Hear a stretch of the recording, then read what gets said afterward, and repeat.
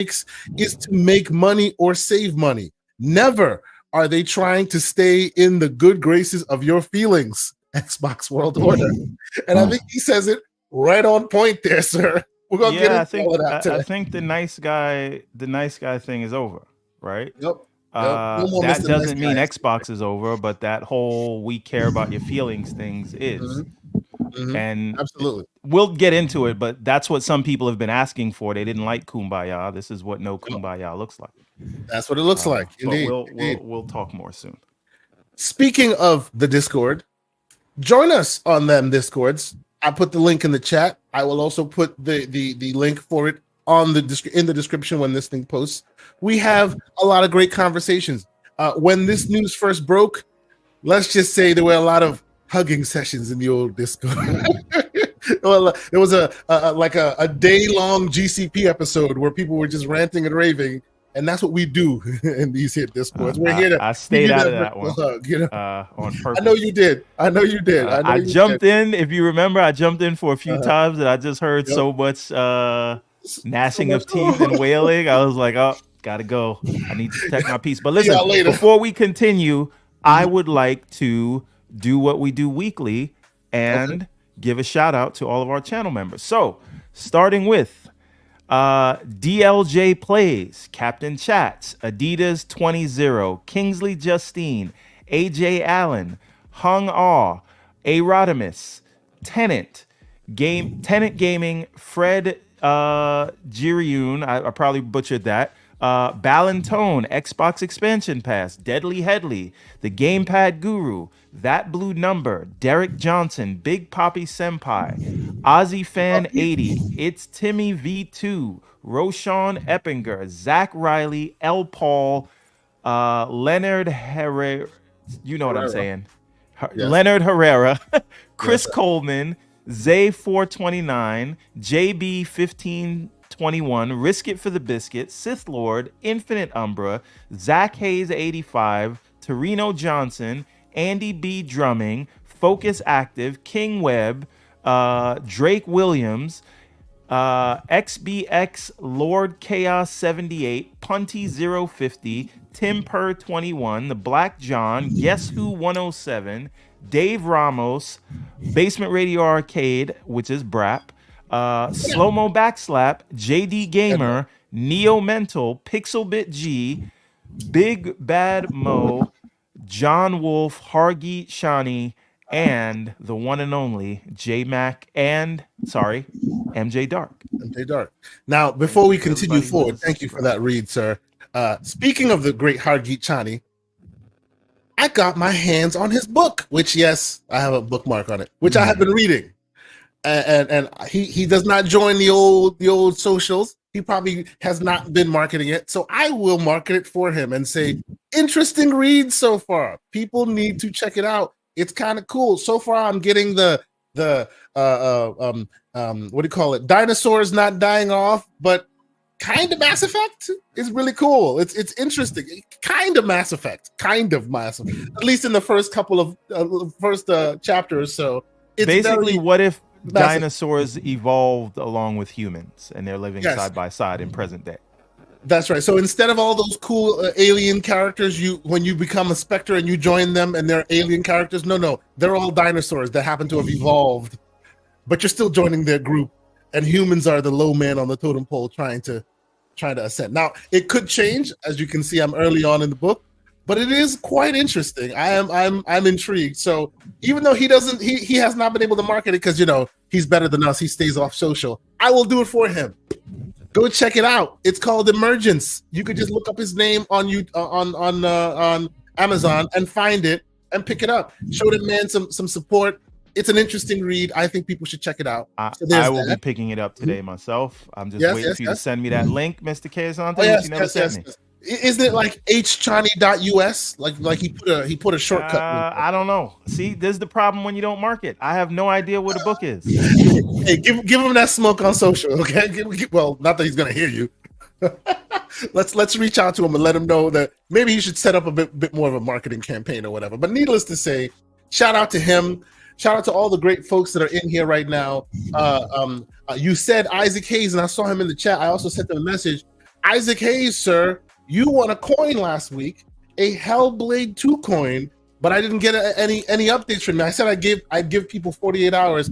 I felt bad, so I'm giving you more time than that because you're a channel member, man. Come and claim your prize, sir. Reach out to me in these here DMs. Let me get your information so we can send this thing out to you.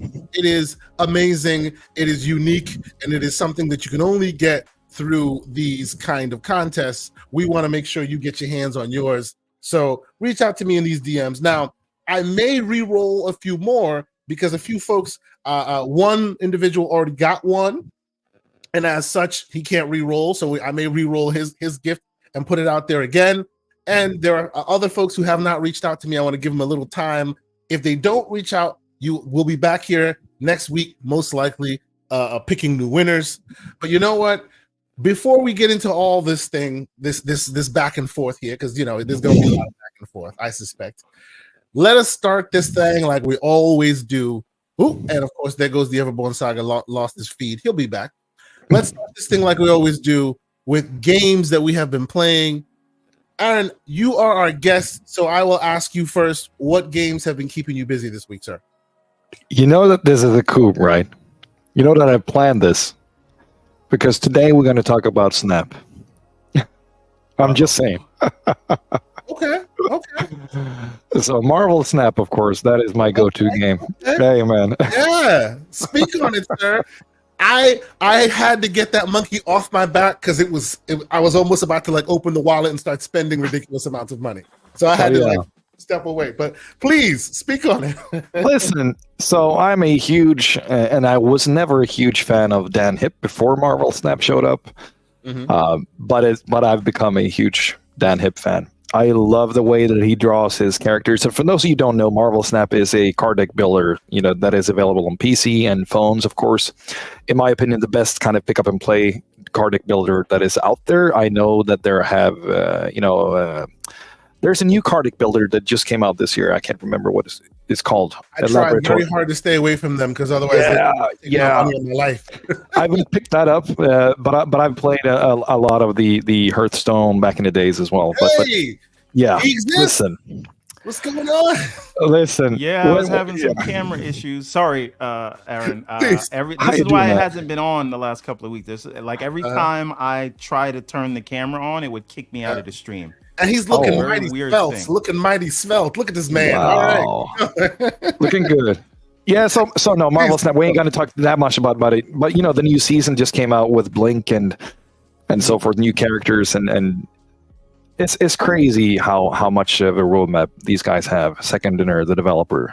Looking at the amount of characters that they can roll out into these, monthly season passes, which is hard. This is a game that I can...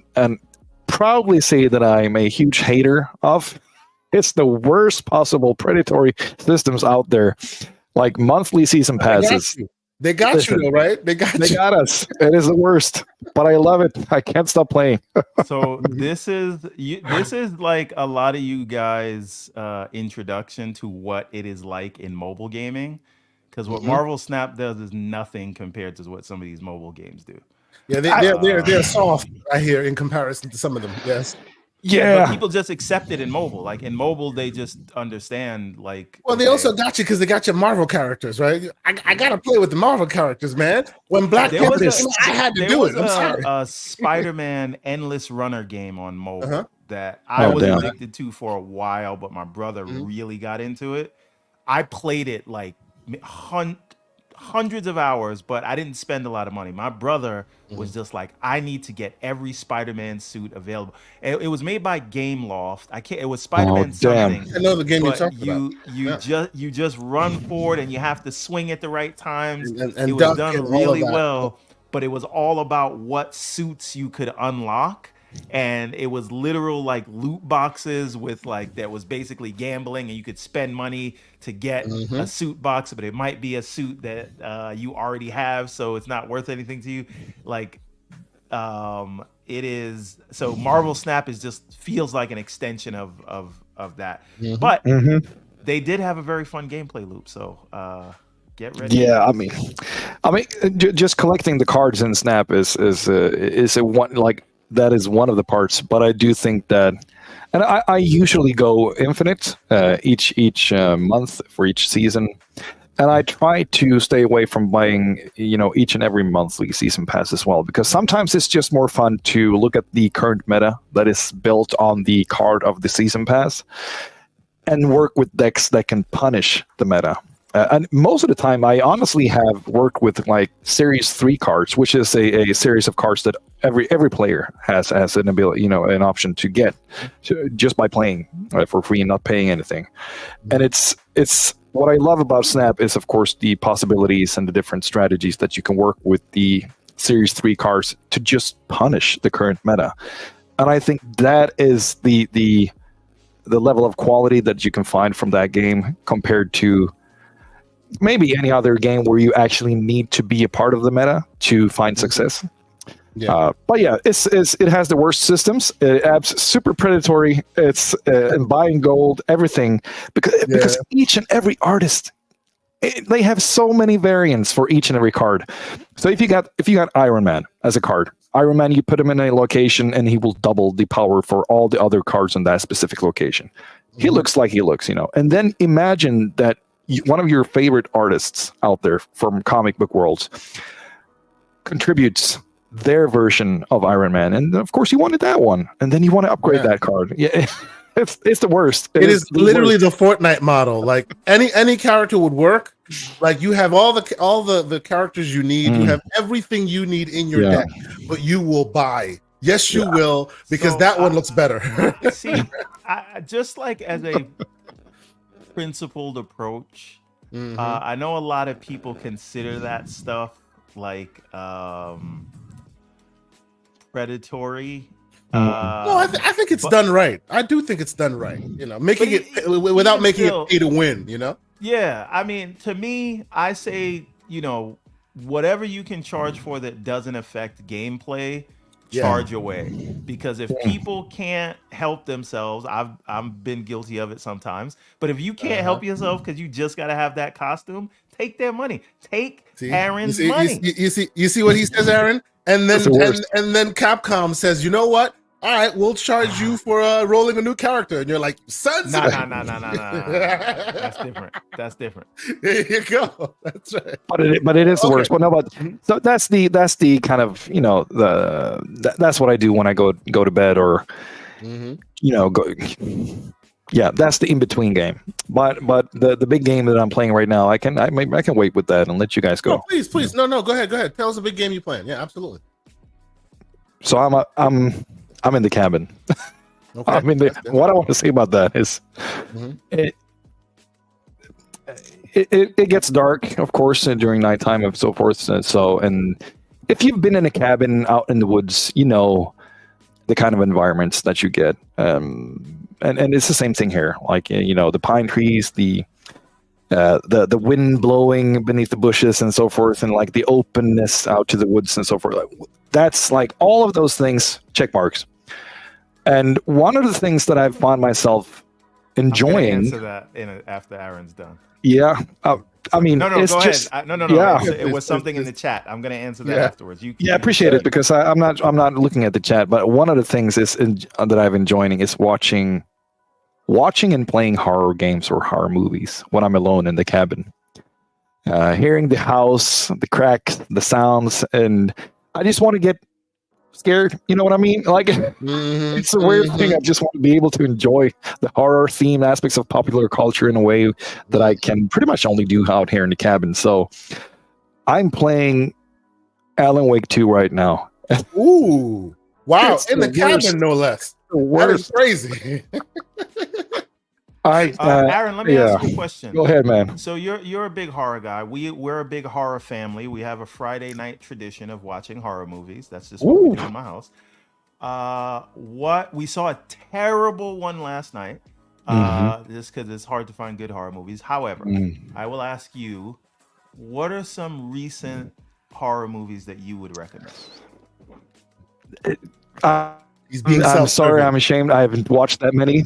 No, I haven't watched that many, to be honest, because I've just been, every time I goes into the games, I'm way behind on my assignments right now. So it's just the games. Okay. go. But I can say, of course, myself, just like, oh, Jordan Peele got a new movie. I'm going to check that out. And me alone in the cabin during winter time in the dark, watching Us for the first time. Masochist, sir. Masochist. Man, what are we doing? I shit myself almost. But yeah. So that's of course, great movie. It does a lot of other things more than only horror. But man, yeah. But recently, not that many though. So I'm down for recommendations. Okay.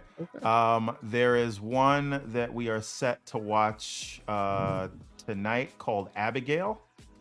Oh yeah, I've heard about it. Yeah, it is, and I'm not spoiling anything because this is the trailer. Oh, you've already seen it. Movie. No. We're watching it tonight. Okay. It's very highly rated, but it is a group of people who are kidnapping a girl, not to hurt her, just for ransom. And so they're supposed to babysit the girl until her rich parents pay a $50 million ransom. They're not there to hurt her. They just went into the house. They're locked up in the house waiting for the ransom to be paid. Turns out that girl is a vampire. Yeah, I don't want to play around with her. Very old. And now they're locked in the house. So as soon as they go to wait, the metal comes down around the windows and the doors, and they're stuck inside the house with the vampire, who happens to be a ballerina. That's all in the trailer, so I'm not spoiling anything. But that is the premise. It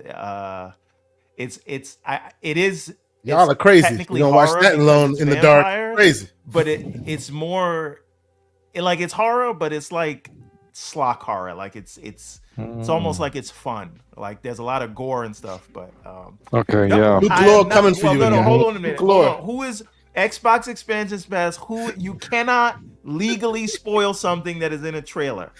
Oh, they spoil things in trailers all the time. I mean, come on. You watch a trailer and you feel like you just watched the whole movie. Like, all right, well, you know what? I don't know what to tell you. That's why there are some people who go unsullied because they don't want to even watch trailers. Jesus. Luke, you just showed somebody getting killed in the beginning of this game, and I'm the one spoiling stuff. This was literally the opening credits of the game. So wait a minute. So the opening of the thing doesn't count, but the trailer does. That's what we're saying. I just want to classify when we are spoiling. I love this whataboutism, sir. I love this whataboutism. I gotta like if I were to push back along with the chat though, I gotta say that there is a clear difference between watching a trailer and watching the full movie, and going in completely blind, thinking like, oh shit, they are horrible. How can they do this to this little girl? And then realizing that something is off. Right. You know what I'm saying? That is an experience in of itself that I kind of appreciate. So thank you guys. But I think I'll be jumping off. I'm super disappointed right now. Yeah. How do you know what movies to watch unless you watch the trailer? Hey, you're recommendations. Right. Yeah, what if I had a guy called Everborn Saga who said, listen, you should watch this movie. I'm not going to tell you that much, but just go watch it. As soon as he says it, then you go, no, I don't want to hear anything else. Yeah. Then he won't spoil it and tell you the trailer. No. Anyway. Because... No, but to be absolutely fair, these days, because they're trying to get you to watch a movie, they really spill too much of the tea in the trailers. Yeah, it's the worst. Trailers are the worst. Yeah, like I can sit back and say, what am I going to watch today? And I'll skip through trailers. And by the time I finish a trailer, okay, I've seen that. And then you know the whole thing, the beginning, middle, and end in that trailer. Well, there's a beginning, there's a middle, and that's what happens to them. And then you move on. It's the trailer's fault. I'll be honest with you, right? But we like to give everyone some stuff on unwarranted smoke. It's fine. All right, we like to give a little smoke. But I appreciate the recommendation, though. I'll check it out. Yeah. Now that I know, I probably won't get scared either way. So I don't think it's a scary movie. It's a horror movie, but it's not scary. If that I got you. So I know, Everborn, you wanted to address Christian A's comment here, which is saying Lena Khan was right in all caps. Yes. Go ahead, sir. And then he recently said, hilarious, if Jim Ryan had his way along with the FTC, Xbox wouldn't be in this position right now. What exactly was Lena Khan right about? Because that entire case was surrounded around hurting PlayStation. Do you feel like Microsoft and Xbox is hurting PlayStation? Not at all. Because if not, Than anything then else. she was wrong, and that's why the case was lost. Right? And so again, this whole thing about now you can say, well, what about the jobs? The FTC literally didn't care about the jobs because when the unions were brought up, we're not going to start that. We're not going to start that. We're not because as we all now know, in hindsight, that whole thing was a poison pill. We'll get to that part soon. That's fine, but it's for different reasons. So let's call a spade a spade, and let's not pretend they cared about the jobs because they didn't. They cared about protecting a specific player in the market. So before we get into all of the tea, because some people are eager to jump into the deep end of the pool, let's start this show as we normally do with the games we have been playing. Now, obviously, Aaron has been playing a lot of that crack that is known as Marvel Snap. That monkey was on my back for some time. I was lucky enough to get it off my back. Now I have Belatro on my back. That's a whole different. Oh, Belatro it was called, yeah. Oh yeah, that's a whole nother thing. Everborn Saga, sir, do you have anything new you want to bring to the congregation as far as games you've been playing? As a matter of fact, I do. We talked about Hellblade last week, and I finished part 1, right? Yes. Is that okay? So, the game that I am playing is a pretty old game, but it's new. But it's an indie game. It mimics an older game. It is called Agalos. Now, many months ago, Infinite Umbra put me onto this game because I think it was on sale for Xbox for like $3 or whatever. I got it on Steam when it was on sale. And would you spell that so I can look it up? Agalos, Aggalos. Elos. Aggel. So it is basically like Wonder Boy, if you remember that game, Wonder Boy Dragon. Yeah, I'm looking at the trailer right now. Yes. It's pixel art. It came out in 2018, but it is to mimic that 16-bit era of games. It is actually an RPG, believe it or not, even though it's a 2D platformer. Okay. Right? And so, and it's not so much a Metroidvania. Wow. It's more of an RPG than a Metroidvania. There are shops. There's armor you have to buy. There's different weapons you can get. It looks great. Yeah, it is a heavy focus on. Why don't you, if you can show it on the screen, show it on the screen. Yeah, I'm gonna see if I can put it on the screen. Yeah. It really has the 16-bit vibe. The platforming is pretty difficult, and you have to you upgrade your moves, you upgrade your armor, and when I say upgrade, you buy different armor and different weapons to play through it, and it has all the hallmark elements of an old school, you know what I'm saying, like Fantasy Star type of RPG kind of thing. No, wrong one. This is not Agalos. That's something different. Yeah. No, I think so what are you using for? Is it a currency, in-game currency, or is it skill experience points? It's in-game currency. Okay, yeah. So you have to use that to buy the stuff that you want. But you do have experience points, and you do level up. And how do you gain that currency? Is it by grinding? It's just fighting the enemies that are there. So everybody drops coins and stuff like that. And it's it a is classic, quite old school in its presentation. I like it. It's cool. Yeah, but the controls feel very good. So here we go. Yeah. Yeah, and it's cool. It's no slouch. You see some of the stuff you have to do, and I really like this game. Kind of took me away because I was playing Cyberpunk, trying to finish Phantom Liberty, but then I tried this out, and again, the way that you fight, the art style, it's a generic story. And it really is just Wonder Boy, except you're not changing into different animals. You're just getting new powers and things like that. But the powers that you get are really cool.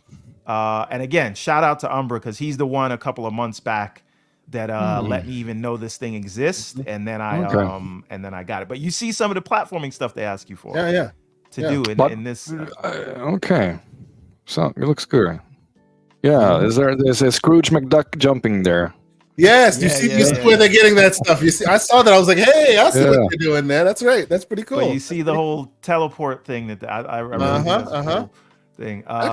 Excellent. Yeah. So so again, check it out.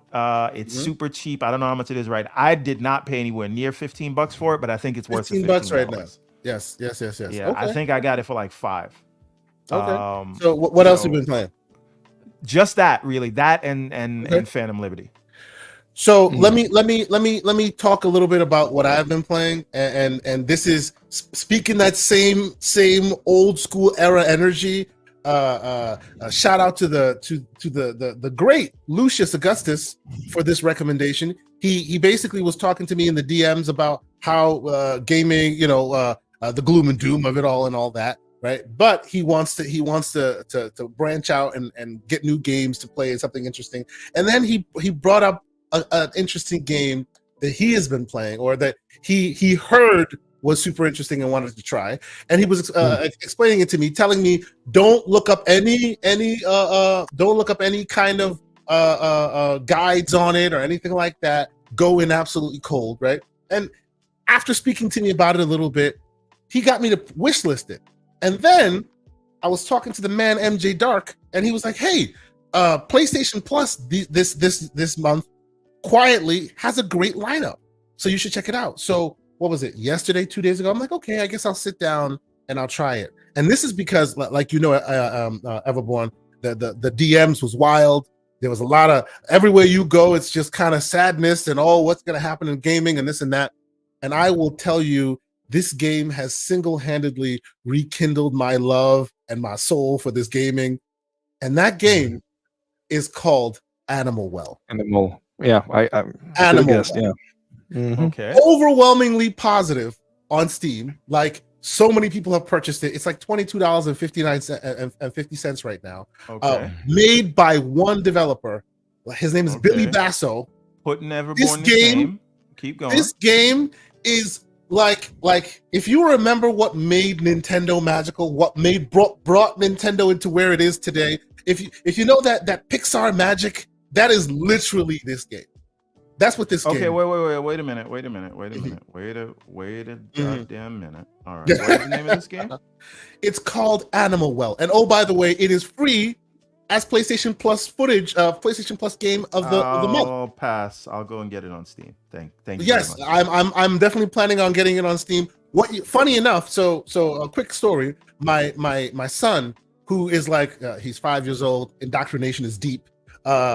He started playing a game called what do you call it? Damn it, I forget the name of the game now. He started playing this platformer when he was 3 years old. I put a controller in his hand because damn it, you're not just gonna keep touching screens. You're gonna play a controller, right?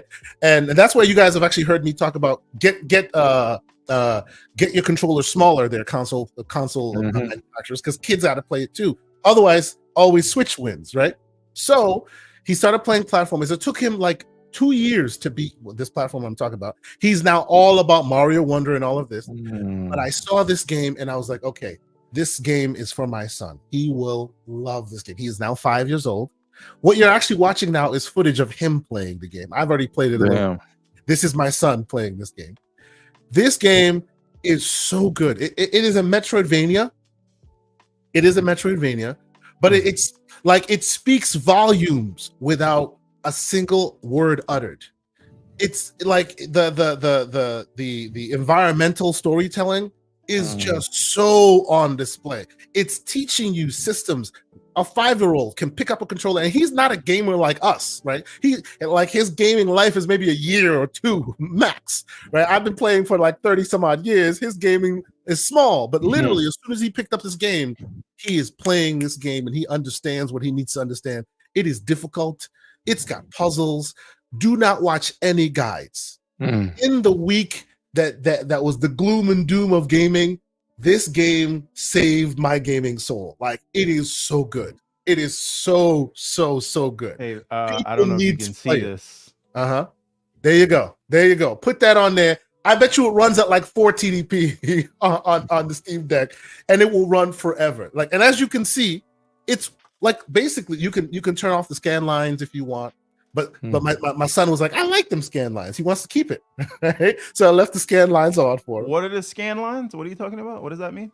If you know how the progressive scan on old CRT TVs. Yeah. Yes, old CRT energy. You don't see it here because of the way the footage is presented, but you can actually turn that off, and then everything is blocky and you see it. But the game has scan lines that you can turn on, and it basically puts scan lines. Simulates a CRT look, right? Simulates 33 megs, the whole download. Bro, like this game is like when Vampire Survivor first came out and people looked at it and went, huh? This has way more systems than Vampire Survivor, like way more. But the energy. Never look at the size, yeah. The look of it, it saved the soul, man. Like this game needs to be played by all immediately, and PlayStation needs to get a lot of credit for putting this on PlayStation Plus. My only bit of criticism, real quick, my only criticism, as much as I love this game, and the game has nothing to do with the game. That PS Plus, that PlayStation DualSense controller is not meant for these games, man. Like I can feel the delay. Like when I'm playing it, I can't quite land the precise that you need to land because it just, I don't know, man. It just doesn't. You need to be playing on a CRT TV. You know that response rate. I will be buying this on Steam, but this is just my call to arms. If you have heard the name of this game, don't look it up. Take my word for it. Go buy it. By the way, Pixelbit G's asking what's the name again. It's called Animal Well. I just picked it up. I will be playing it and talking about it next week.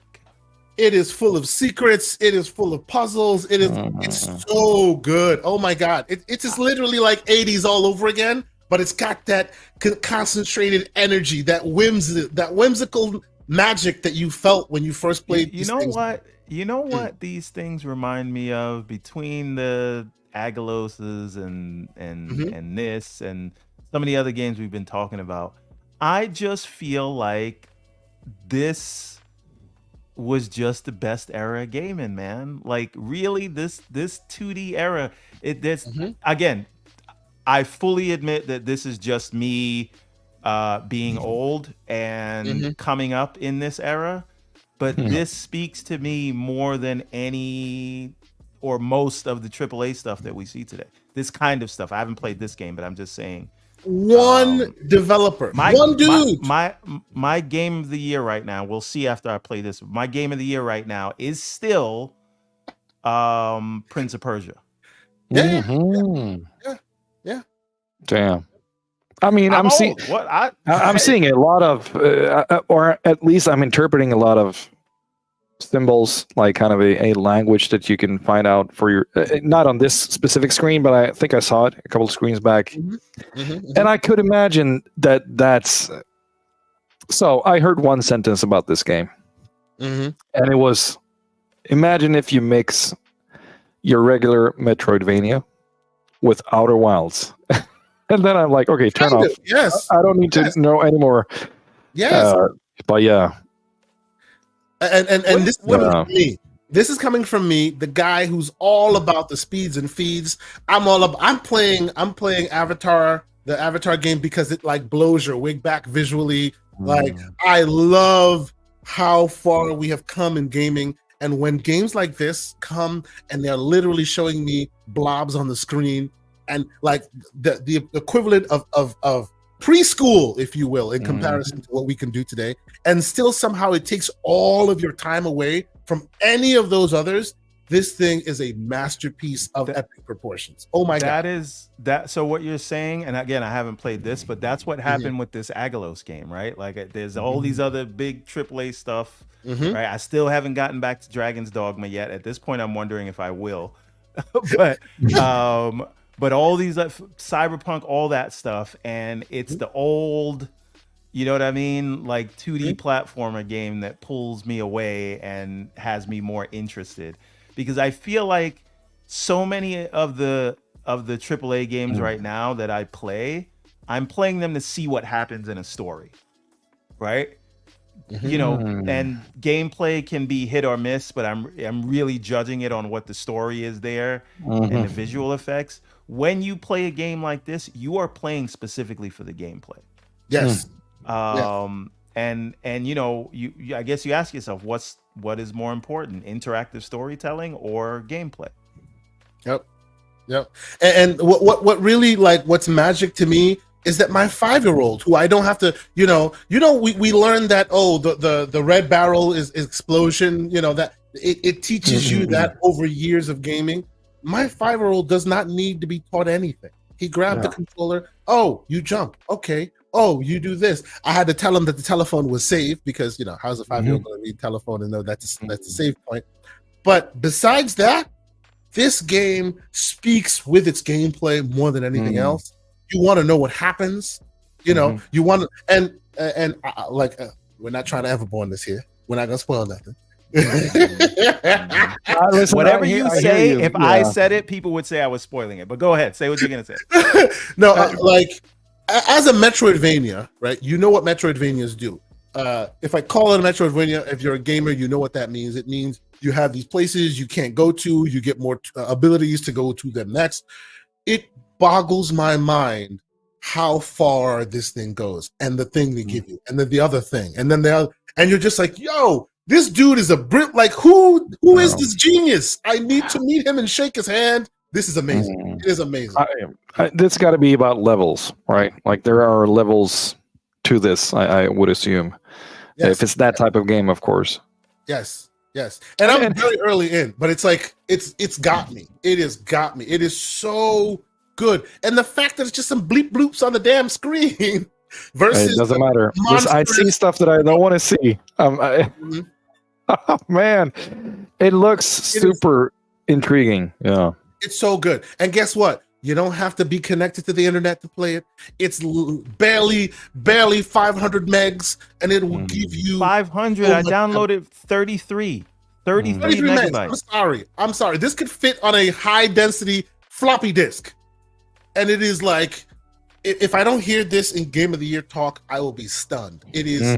Oh, look, people are saying Kay's spoiling stuff with this on the screen. Look at that. Wow. Who's a real spoiler here? Yeah, of course. Lucius got to get your back. Shut up, Lucius. I was just giving you flowers 5 minutes ago. What's wrong with you? I want to ask a question. Okay, go ahead. Question before we go. Okay, you know what? I'll switch the screen. I 100% believe, you got to give smoke where smoke is due, and you got to call things out. Sure. Yeah. But does anyone worry that the constant negative feedback loop is not good for the human psyche? That's what I mean. This saved my soul, man. I had to step away, and then I was all gloom and doom. I was just like, everywhere you look, it's negative. You're listening to your favorite podcast. They're talking about the gloom and doom. You're in your DMs. They're talking about the gloom and doom. Your mentions just have gloom and doom. I had to step away. I played this game and I was just like, wow! This euphoria washed over me. I needed this. No, and so what I'm saying is, so on the one hand, people want to say, you have to keep it real. You have to call things out, and I get that. And it doesn't mean that I'm okay with certain things that are happening right now in the industry, but I also don't know how healthy it is for me to be in a constant cavalcade of just negative opinions, negative feedback, and in the name of keeping it real, but everybody is like, it just becomes not fun to be around. That doesn't mean you're happy or excusing certain things. Yeah. But also, at a certain point, do we look at the animal wells and the other things and say, well, here are the good things that are out there? Because so much negativity is I don't know. It hasn't been good for me. Like, I've been kind of backing away a little bit. But I don't know. Listen, you're on the right track, though. I'm just saying, life is not black or white, as we know.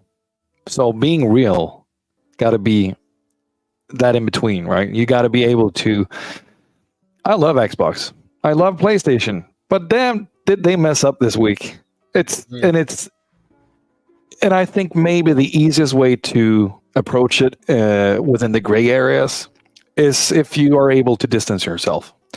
because then you can say it with a smile, and you can say it with a tears in your eyes. If I was actually worried that a person that I know was the one who got fired from Arrowhead, but I just got confirmation that it wasn't. Awesome. It's stuff like that, of course, because you see the struggles that you go through yourself, depending on what industry you work within and so forth. Everybody has a rough time. But I agree with you, though, like Everborn. Of course, we got to love the medium. We got to be able to appreciate what we can play. But it doesn't mean that we can't also, pick up the forks and hey, fix your shit. Yeah, but it has to be. I just think I wish there was more of a balanced approach, because this is nothing to do with an emotional attachment. It is more so everything you scroll by is just negative. I mean, the algorithm, negative, right? It is the algorithm. It feeds off negativity. Yeah. If there was some balance of, I don't care what the good thing is, right? There needs to be some good things. Yes. Yeah. Right. The good thing doesn't even have to come from Xbox or PlayStation. Just why do you think these days what are you more than happy most about? Right. That's why these days more than most, whenever we start this show, what do we start with? The games we've been playing. Because that's where the excitement is. That's where the joy is. Screw all the, yes, we will talk about, as Aaron is saying, you got to speak on it. You got to call them out. But it needs to be a healthy balance of, this is how it is. This is what we want. This is happy. And then we can add some of the morose stuff into it on the back end. But there needs to be a healthy balance. Yeah, and also, I would love to say, it is perfect. I have worked after my own kind of, I'm trying to find the wording here.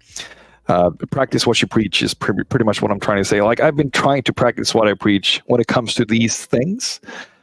And I would love to say, it is perfectly fine not to say anything. It is okay not to pull the tweet out just because everybody else is doing it. That's fine. It is okay. Nobody should care. And I think that also, if you're really 10 foot down and on your, whatever social media account you use, so if you're using YouTube, Twitch, or Twitter, or whatever you want, it is okay not to speak on things. Unless, of course, it's something that you really are invested in emotionally. If somebody's just super racist, and you feel like, holy shit, you are a scum. If you want to go that route, of course. Yeah. But just I think that there's this mentality that everybody feels like, oh, I gotta say something. People gotta know my stance. No, I don't think we do. I don't think anybody does. You know what I'm saying? It's okay to stay off. I wholeheartedly agree with you, sir. 100%. If you notice, I leave the slander to the Everborn saga. Now, if he wasn't so slanderous, maybe I'd be slanderous too. But he gets to be that side of the coin, so that every time you hear from me, it's like, hey, this game is great. Hey, this show is great. I'll leave the slander to the Everborn saga, so we could be two different sides of the same coin. But to Aaron's point, it's absolutely important that we, say things and call them out. That's fine. Absolutely. But after you've done that, you know what I mean? Games. Are we going to do this for 2 months straight? Hitting a dead horse? No. Yeah. Yes. No, you're right. No, absolutely. So shout out to the great folks in here real quick before we get back to it. Super chat from J Mac, the great J Mac with a $5 super chat. He says, this week, a byproduct of the community having too much access to the inner workings of the industry, they found out that they aren't built for it. Oh, bro, no truer words have been spoken. Shout out to you. Absolutely, seriously. Shout out to J Mac. This is why we don't get nice things. Sometimes we don't know how to handle it. You know what I mean? So I completely agree. Wholeheartedly, I do. But okay, so we have 314 people already watching in here, whether on YouTube or Twitter. We appreciate y'all. Thank you guys so much. If you happen to be on them YouTubes, how about you hit that like button? Consider being a subscriber or a member of our channel. It's powering us. It's infusing us with that energy. It's giving us that energy to keep doing what we're doing, even when the world is a little bit gloom and doom these days. I saw Animal Well and I was like, yo, I need to speak on this one. I need to let the people know, because we know that you guys appreciate when we bring you some interesting stuff, and so thank you guys so much for continuing to rock with us. We will begin this thing. And Hey, actually, one you know more what? thing before we Yeah, go ahead. continue. There's something yeah. I forgot to mention about Agalos. Please. Yeah. It does not support Steam cloud saves. It's an Oh, older that's game. weird. It's 2018. Now this is where I put my pinky in the air. Put that in. This is where I put my pinky in there and I say, this is, since it is on PC and it is on Steam, you could make it support it, even though it doesn't officially support it.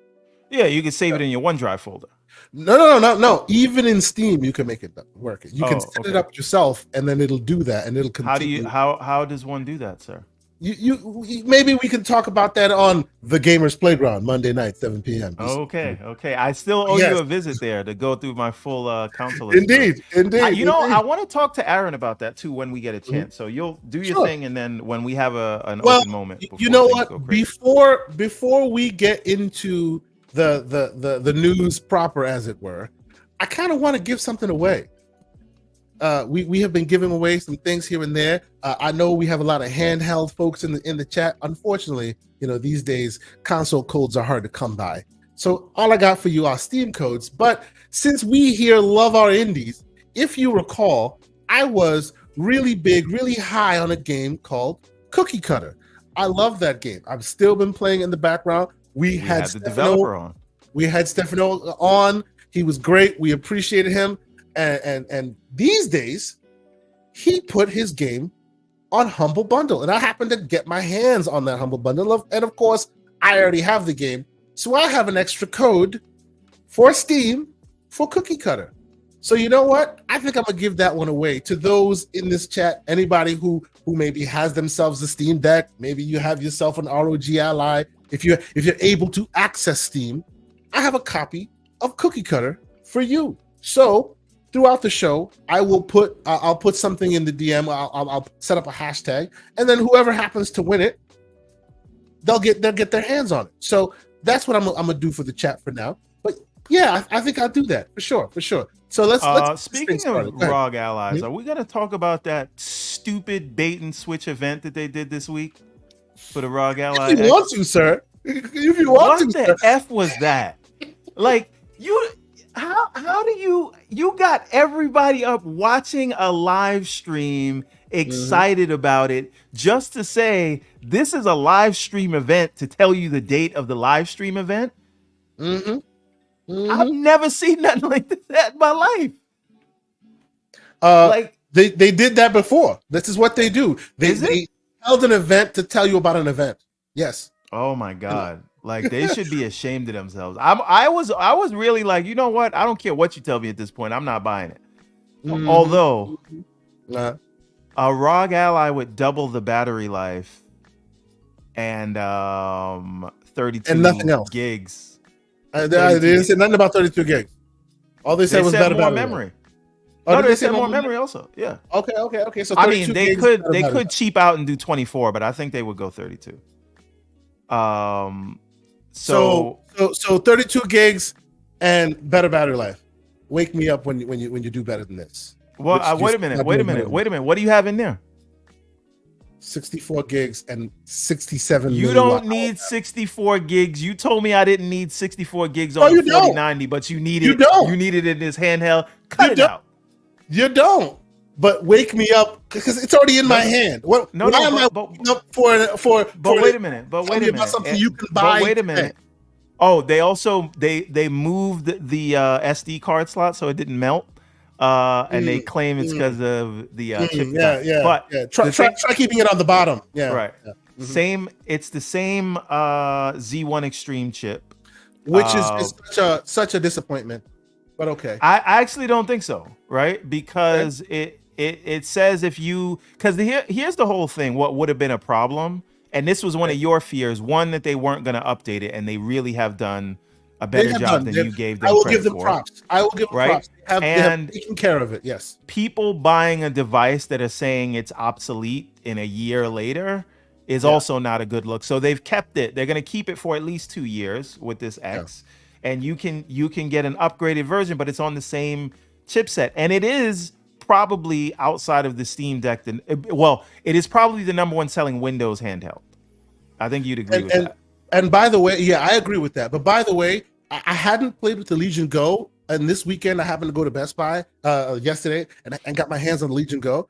Yo, that thing is not bad, bro. That thing is not bad. And it has a is trackpad. close to this. It is close, like in its size and its scope. It is quite good. I was like, hey, now. But the sides, a better battery. I don't know. The sides of the Legion Go come off though, right? Yes, they do. Yes, they do. Yes, they do. Yes, they do. Okay, it's not bad. It's not bad. You know. So when I held it, I felt like I don't know. People with Legion Go, does it feel a little getting those Switch like fragile vibes where you could I don't know. So fragile vibes, understood. But I will say the ROG Ally being as known as it is, having that now this is all gonna depend on what it sells for. But again, if you're doubling the battery life, if you are giving more memory, at least as an option. And I actually do like what they're doing with the UI update, even though I wouldn't use that. I would put big picture which will mode on come it. to everything. It'll come to all the other devices that exist. And I think they do deserve credit for that. And again, this being a device that if a casual wanted to get into a Windows-based handheld, that's probably the device they're going to get. I think it's good that they have those options, and I think it's good that they are honing in. Did you get this vibe? Because you know, the UI changes were very close to what you see in what's the name of that? MSI Claw? No, not the MSI Claw. You mean Play Night? Yes, it literally stole Play Night's lunch. Every single, I'm like, yo, this is Play Night. Like, what are we doing? I could do this already. Oh, Play Night. Absolutely. No, but it's good because it's supported by a big software team, right? And Play Night is just people doing that like out of the kindness of their hearts. Well, so Play Night has also had a lot of maturity in there. So like, I am happy that they're stealing what exists and adding it to their product. It's good, right? Take what exists, take what's good, incorporate. I think they do good. And if they can have we'll see how good it performs, but that's probably why they increased the memory. But if they what are you gonna say? You're gonna say something before I finish. I'm just gonna say, ladies and gentlemen, Mr. Paris Lily. Hey, Sonic antagonist. I love it. Okay. Shout out to Paris. But let me finish this sentence, and then Paris will give you your introduction. So what I'm saying is, Play Night is a very good UI, especially when you add some of those themes. And the customizations that they're adding to Armory Crate has a lot of the things that are in those themes. And maybe, just maybe, that could be a strong answer. Now, it is disgusting that Asus has to do this and Microsoft's not doing it, but we can discuss that later. But I'm actually interested more than anything that UI. But I would consider getting this with that new UI after I try it, if it is good. And this is the only way I'll do this. Right? Because I'm perfectly like Steam Deck OLED is the best handheld right now to me, bar none. Shut up, Asante. Hey, but you need no salt for me. I was telling you that years ago, but okay. Okay. But all I'm saying is, if that UI when they put it out and I try it on my current ROG Ally is good, and it has the Play Night features, I could see myself getting this thing if it has double the battery life, because it already does perform better. Now, if you're going to give me Steam Deck OLED battery life, that's a big deal. So, well, I mean, they won't give Steam Deck OLED battery life. Steam Deck OLED battery life is really good optimization. These guys are just throwing more. I don't care. Listen, 6 in one hand, half dozen in the other. You give me a bigger battery life, I'm fine. Right? So, Mr. Paris Lily, sir, welcome to the fray. We appreciate you being here, sir. What do you think about this ROG Ally X thing? Are you even like playing in them handheld waters? That's why I had to jump in when I heard you talking about that, because Everborn. Wait, did Everborn say it or you said it? I forget which one of y'all just said it, but there's no way in hell I would go get that thing. No way. No way. It is such a half measure that you can't tease better battery life when I already own one. I'm not going to go spend $700 or $800 more dollars to go get that just for better battery life. So no, I would wait on the proper ROG Ally 2 versus whatever this X is going to be. Yeah, I think that's a 2025 or later thing. They're probably waiting for a better chipset to come out, right? Yeah. Because the Z1 Extreme is what is in all of these Windows-based handhelds. My thing, the Z1 Extreme is only in 2 handhelds. The rest is the 7840U, which is the big brother to the Z1 Extreme. I was hoping that was going to come out of, and again, they pulled the okie doke with the stream, like you said, that was disappointing. But my hope was, and I would assume this could have been tied to something that Microsoft or Xbox was going to announce, that they continued the partnership with Xbox, and we got a more refined UI for that Xbox app. That's what I was thinking was going to happen. That's why I was watching. Yeah. Well, Paris, I wonder, because I was thinking very similarly, right? Because that would be the place to do it. Is it possible we get that on June 2nd or whenever they're going to show it off? Or do you think it's going to be more like we're ASUS, so we're going to focus on our user experience and we don't want to dilute that with whatever Microsoft is doing? I think it's still possible. I think it's definitely still possible.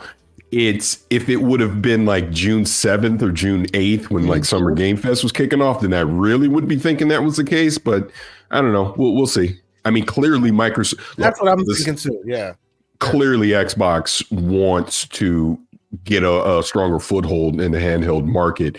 This would be a way for them to start that process until they can have their own hardware. So we'll see.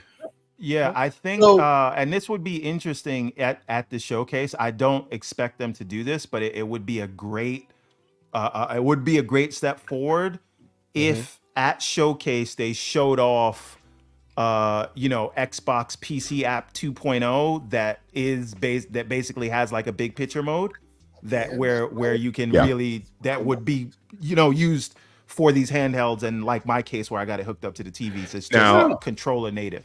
I do not think this is a spoiler. I don't think I'm going to get in trouble for saying this, but Xbox will have a presence at Summer Game Fest, not their showcase, not their stuff, but at what Keighley is doing.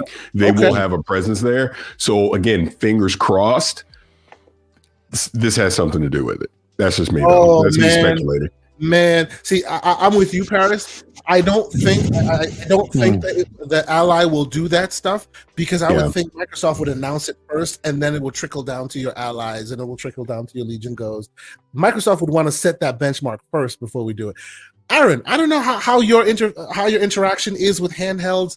Does this stuff move the needle for you, or you're like, wake me up when the consoles get it? What are your thoughts? No, but listen, first of all, how you doing, Paris? Hey, nice to meet you. Nice to meet you. So I'm thinking, you said that they're coming out with a new update for the UI on the ROG Ally, correct? Slight updates, yeah. They're giving you more customization. I think it's a big update. I don't think it's slight. From what they showed off and the customization that you can add, switching to the carousel view and things like that. They have carousel view. They have and they let you blur backgrounds. They let you add. They're getting Play a bit night. more They stole into Play night mode. Yes, they did. So my the long and short of my experience around the handhelds, of course, except the Switch, is I owned a Steam Guard. I was about to say Steam Deck, and I wanted it to be able to drive everything natively. So I at the end of the day, I didn't only do Windows. I did the dual boot kind of setup. Took me a while. Yeah, I'm not that technical. So hey, man, it was. You did it. That's awesome. I managed to after 18 hours of work in YouTube videos, but it only took me so far. Because I really want to save all that, all the processing power and all the memory for just one boot up. So I've been looking at the ROG Ally. I've been playing around with the ROG Ally at friends, and I have an old friend that works at Asus, and it's but I still hope that either they get a new UI together that I can control everything with the sticks and the D-pad and so forth. And then the form factor around because the Steam Deck's form factor is so much better towards my palms. It has much more smoother edges compared to the ROG Ally. And I tried a couple of other ones that don't even seem to have design teams working on them because they're just like blocky. And it's not, feeling good. So I heard something about this, but I'm not invested in that kind of part of it. So I'm curious, like if they drop something new, I might look into it. But of course, as with anyone else, like what if the design team over at Xbox comes out with a handheld? Like Absolutely. Absolutely. Yes. Yeah. Absolutely. Then I might get away from Marvel Snap during nighttime. I'm just saying. A handheld like this would most likely continue to play Marvel Snap. So we'll see about that. So salute once again to the 300 favorite ROG Ally case, by the way. Okay. Yeah, I see you there. I see you doing what you're doing. Salute to the 300 plus people that are in here. For those in the YouTube chat, how about you put the Cutter CUTTER hashtag in the chat right there. If you are an owner of any of these fine handhelds, any of these Steam capable devices, and you want a copy of Cookie Cutter, put it in there. Halfway throughout the show, I will draw a winner, and you will get a code for Cookie Cutter. Awesome indie game. More people should play it. Put that in there right now. Oh, this man, is this gonna be a show off now? We're gonna start showing. I'll be like over here like this with all of that. Never mind. Let's keep it moving. But yes, Cutter, CUTTER. If you want a copy of Cookie Cutter, put that in there. I will draw a winner before the end of this here show. So wait a minute. Stop what you're doing. Legendary Yobi has just blessed us. Oh Lord, Legendary Yobi is a little crazy right now this morning. Thank you, sir. This is crazy. Legendary Yobi with $100 super chat. He says, "Peace, love, life. Keep up the great work." Man. Thank you for all that you do. Special shout out to Paris, aka Mr. Flight Simulator himself. Thank you, man. This panel is inspirational and sensational, authentic gents, all for the love of gaming. Sir, you are a gentleman and a scholar, man. This is amazing, sir. I have no words for you. This is too much. Thank you so much, man. I appreciate you being there. I appreciate the support. This is amazing. Yobi has always been a force of positivity. Absolutely. You are funding some trips to LA and other places, sir. I appreciate you. Thank you so much. This is amazing. This is too much, man. Thank you very much. I appreciate it. Now, we have started on the fun path. We're talking about our games. But we might as well go ahead and start off on that path, that whole thing. Now, do y'all just want to head straight to the gloom and doom of it, or I have a whole bunch? Yes, because I don't have a lot of time. Okay, let's just head straight to the gloom and doom of it, because Before we do though, can I just give a shout out to the sound systems in Alan Wake 2? That, like this sounds. Please. That's it. Beautiful sound, amazing, love it. It kills me every time. Yeah. Okay, let's go. Can I kick off your conversation by asking you a question, Mr. Asante? Yes, absolutely. So it is public knowledge what you're going to do in June, correct? I'm not spoiling anything. No. Speak on it. Yeah, I'll be heading down to the June events, the former E3s. So that this is my question with everything that we've seen this week, coming from Xbox, leading into that showcase. You were spending your own money, sir, to fly across the country and have accommodations in expensive ass Southern California. Because trust me, I know, I live here. Has your excitement been dampered by what you've seen this week? Are you still excited to come out here? Not forget the people, of course, the people, you want to see the people hang out. I understand that. But for what Xbox potentially could be showing you, are you still excited for that, or is there any doubt? So I will tell you from my perspective, right? And I'm a weirdo. I always have been. I'm always a minority within a minority, and that's fine. I'm happy living here. I will tell you that my initial excitement for it still there. I'm super excited for it because I still expect that they are really trying to reach their customer base, right? I'm just a little less excited that it looks like they're sacrificing a bit of the hardcore for the future. Right. Mm-hmm. And that community has been so strong and has been so like backing them for so long that looking, and it's all perception, looking at what they are doing is a little bit disappointing to me. Right. And Mr. Lilly, in the background, how they're planning on doing Fan Fest or all those machinations, even all that speaks to a little bit of disappointment, in my humble opinion, so far, right? Obviously, the ink isn't dry anywhere yet, so we don't know what's what until it's the time draws near. But it all speaks to the fact of, like, as Everborn has been saying, and I hate giving him credit, he's on mute, hopefully he doesn't hear me saying this, it seems like they stopped dancing with the people that brung them. You know what I'm saying? Like, it seems like they're at a new level now, so your services are no longer needed, community. Right. And that to me is a little disappointing. Doesn't mean that I am not excited to see the new form they take, right? I have been rocking with them for years. They don't know me. They don't owe me anything, right? As I've always said, you don't owe them anything. They don't owe you anything. When a service or a vendor or anybody provides you value, you use them. When it's no longer valuable to you, you get the step. And that has always been me. I think the loyalty is the smokescreen they cover your eyes with so they can take advantage of you. I've never been that person. Right? I've never been that person. So, like, while their moves is questionable to me, right, and I can see that it's detrimental to those who have tattoos on their arms for Xbox, it doesn't diminish my excitement for them by writ large. I hope you understand what I'm saying. Yeah, you know. Yeah, I totally get what you mean, and that's kind of my thing. I mean, I put out an extended cut video earlier this week, kind of talking about this. And towards the end, I was talking specifically about the community. I mean, look, I am self-aware, the opportunities, the things that I'm going to be there, right? I'm going to have access and all that. I understand that.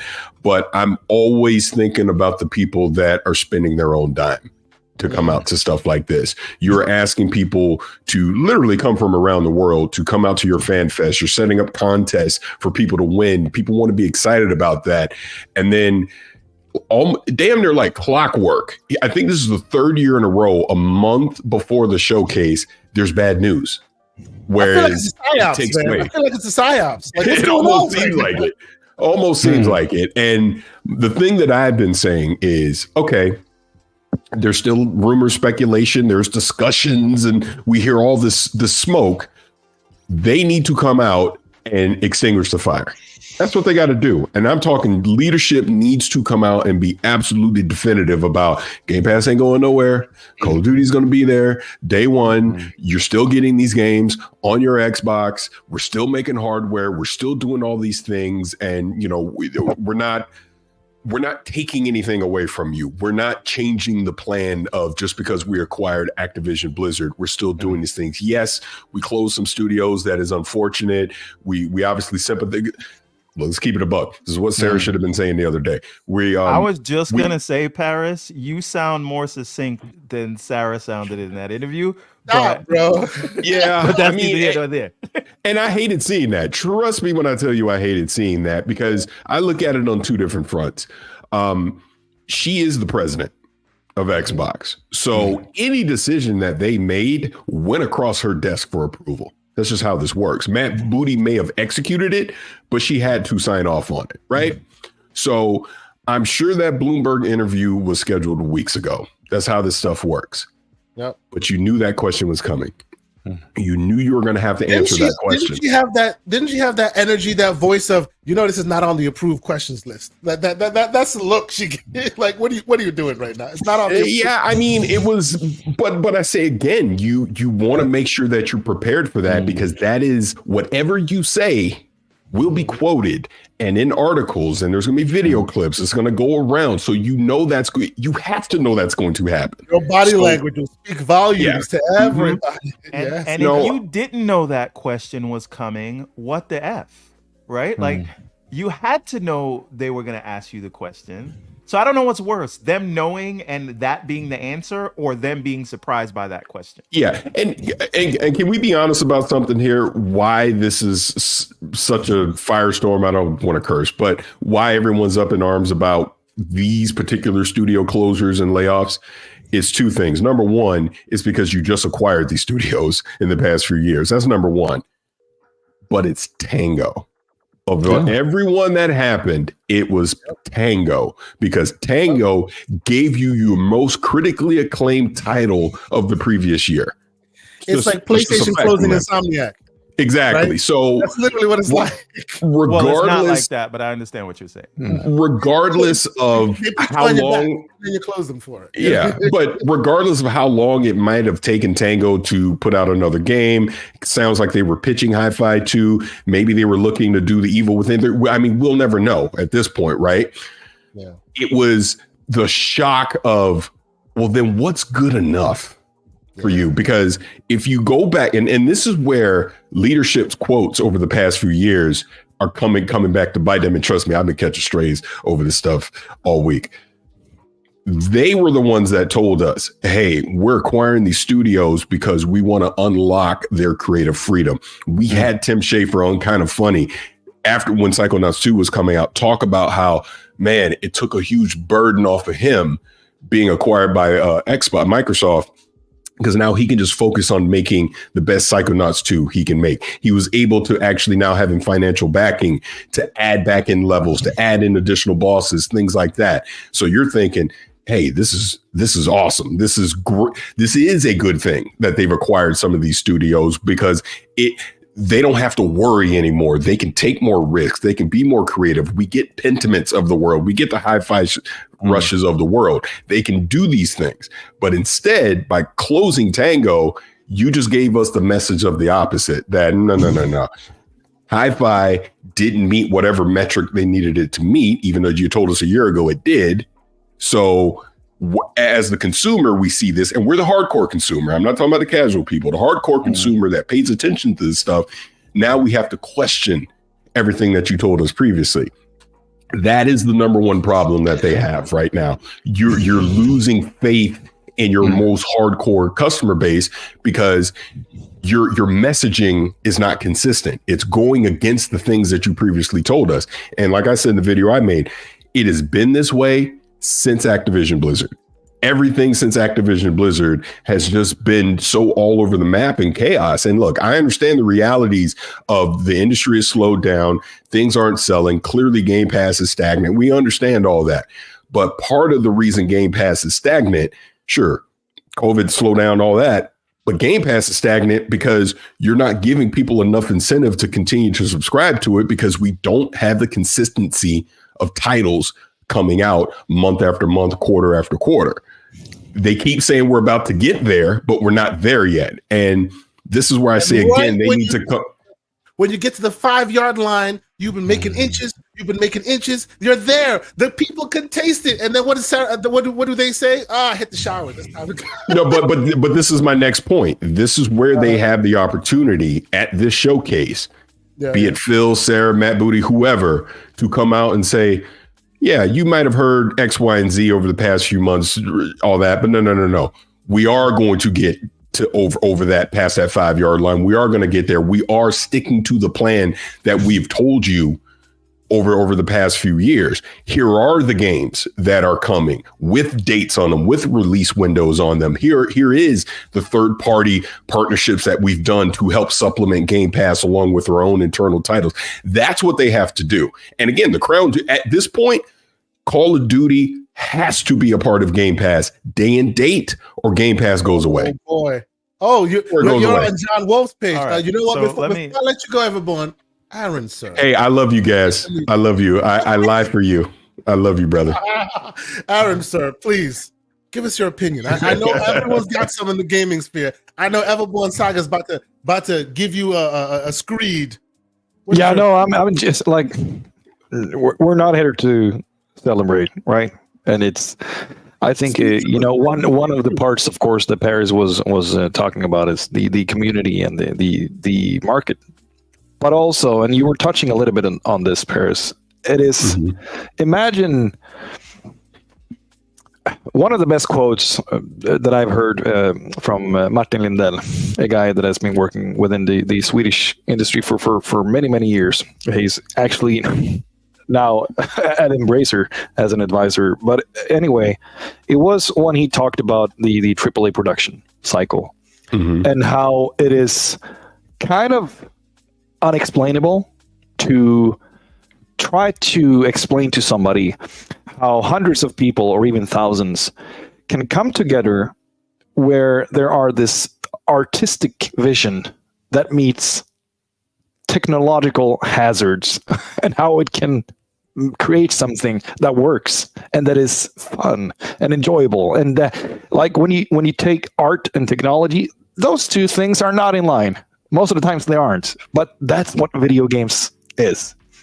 And with that said, being a developer sitting within Microsoft umbrella, how can you find that creativity when you see what's going on? So it's not only a problem within the market and the community. Like, imagine trying to be creative. If those guys couldn't cut it, like, it's hard to fathom. And you know, at the end of the day, that senior talent that has 15 years, maybe 20 years under their belt within the AAA, industry, after some time, money don't matter. Like, if you can find your way to some other studio out there and just do one or two more projects before you retire, you probably would do that. So you lose that passion as well. So either you have developers that think like, oh, maybe I need to think twice. Maybe I should take that job as an IT developer over this company. And then maybe come back to video games in the future. But because right now I don't feel it. I don't have the passion. I don't have the creativity. And I think that's the part that I'm just more kind of worried and frustrated about. Like, how will these projects come out? So yeah, that's my point on like being part of these 20,000 employers right now within the ecosystem of the Xbox gaming division. It's weird. Yeah. Understood. Mr. Everborn Saga, you had something you wanted to discuss, sir. Please. Yes. Let me see if I can remember. And I'll just scroll some. I'll scroll some stories on here while we talk. Add some color. I gotta go. I gotta start taking notes when I have an idea. As you should. So, yes. Just to back up a little bit, I know we keep saying this is their reward for Hi-Fi Rush. By the way, I'm not happy about this. I hate this idea. I think it is terrible, and I'll explain why in a second. But I do think there's no shortage of this was dumb or Xbox ain't shit. We've heard that all week, so I don't think I'm adding anything to the conversation by parroting that, even if I agree with it. So I want to try to take a different angle, not devil's advocate, but just looking at it, trying to be objective and I don't want to say dispassionate because I am passionate about this stuff. But anyway, so is there any merit to the idea that this isn't about how being a reward for Hi-Fi Rush or a penalty for Hi-Fi Rush? Do we need to take into account the expenditures and ROI on Ghostwire Tokyo? Right? So was Hi-Fi Rush enough to make its own budget back? Sure. Was it enough to cover any potential losses from Ghostwire Tokyo? Right? And then the second question is in terms of why Tango probably hurts more. Because I guarantee you right now, if we heard these cuts happening, no one would be happy about it. But if we heard Arcane Austin was getting closed, that's my point. We heard Roundhouse was getting closed, if we heard Alpha Dog was getting folded into ZeniMax Online, we would say this is terrible. The industry is in a really bad place right now. But part of us would understand. Yep. The thing that stings the most is Tango. And I would argue that it is the same reason we have this weird perception of multi-platform stuff. So again, Tango and Hi-Fi Rush is why everyone has jumped off the deep end with the multi-plat and whole slate full third-party thing. I will let you continue, but I must interject that I am a single one-man band still mourning the loss of Arcane Austin. They made great games. Most people don't agree with me. When was the last time they made a great game? Prey. I love Prey. When did Prey come out? I love Dishonored 2. When did Prey and Dishonored 2 release? You don't saddle them with a game they don't want to make. It comes out dispassionately and then you use it as a noose around their neck. I'm just asking, when did they make a good game? This is not to disrespect them. This is to say I'm just making up a number, right? You need to, let's just say everybody on this panel, you got to cut the budget by 7%. Right? You got to cut spending by 7%. I don't know what they have to cut it by. I'm just making a number up. You have to cut something. What are you going to cut? You got to make that decision. Aaron, Paris, Keasante, you got to cut the budget. What are you going to do? What teams are going to be affected? No matter what you do, it's not going to be good. So I'll ask that and then I'll continue the point that I was going to make. Just quick round robin. What do you cut if you got to cut 7%? So for me personally, and I know this, the devils are in the details. We're in hypothetical speculation land. They have allowed what do you call it, Bethesda, to stand separate for a long time, and that has overhead and overlapping costs. I would fight more to bring them together and keep the creatives. I would fight more to keep the creative, especially considering the fact that whether it was a financial success or not, they gave you the creative juice to keep going when you needed it most. Like when you needed it most. And although there's the devils are in the details and there's more to it than that, in the eye of the consumer, that's how you answered them. Like, oh, 5 million players. Oh, we love it. People were talking about, we can't wait to see a Netflix show. And then you close the studio, right? Whether the devils are in the details. This is all emotional stuff. I'm asking you cold streamline. I'm speaking cold equations. I would streamline the marketing and because right now it's limited. It's still limited integration, which gives you right. So you would cut their jobs. Are we saying that those jobs don't matter? Of course not. Of course not. So you have to make cuts, and I feel like in our community we have deference towards the studio. So the way we internally process this stuff is that's a studio. They made a game I like. Don't touch them. Their jobs are in a way more important. It is the difference. That's how you approach all the games. You're okay going to Gen Pop because you don't care about them. Like that's you do fine. the same thing. No, that's fine. I'm a part of this problem too. Tango hurts me the most. But what I'm saying is, in the same way when you hear about a war somewhere around the world, it doesn't affect you as the same as if there's like a mass shooting and the same number of people die in a mass shooting. You'll feel that more, right? It is, and I'm not saying you don't. The point is, I feel like we pretend like that these jobs are greater than the other. The point is they had to cut 7%. Sure. And while I hate this idea. I think from a customer perspective, I think it's terrible. But I just think we have to look at it in the context of Activision had a certain budget that they had to cut. They cut 1,900 jobs from ABK, right? It is Bethesda, ZeniMax's turn now. They had to cut a certain amount, and then XGS is going to have to cut a certain amount. Everyone has to cut. So when we say you should cut the initiative, when we say you should cut these things, those things may still get cut when XGS turns to their things. But this was an internal thing within Bethesda, and the budget that is going to Bethesda needs to be cut by a certain amount. So within the context of ZeniMax Bethesda, what do you cut?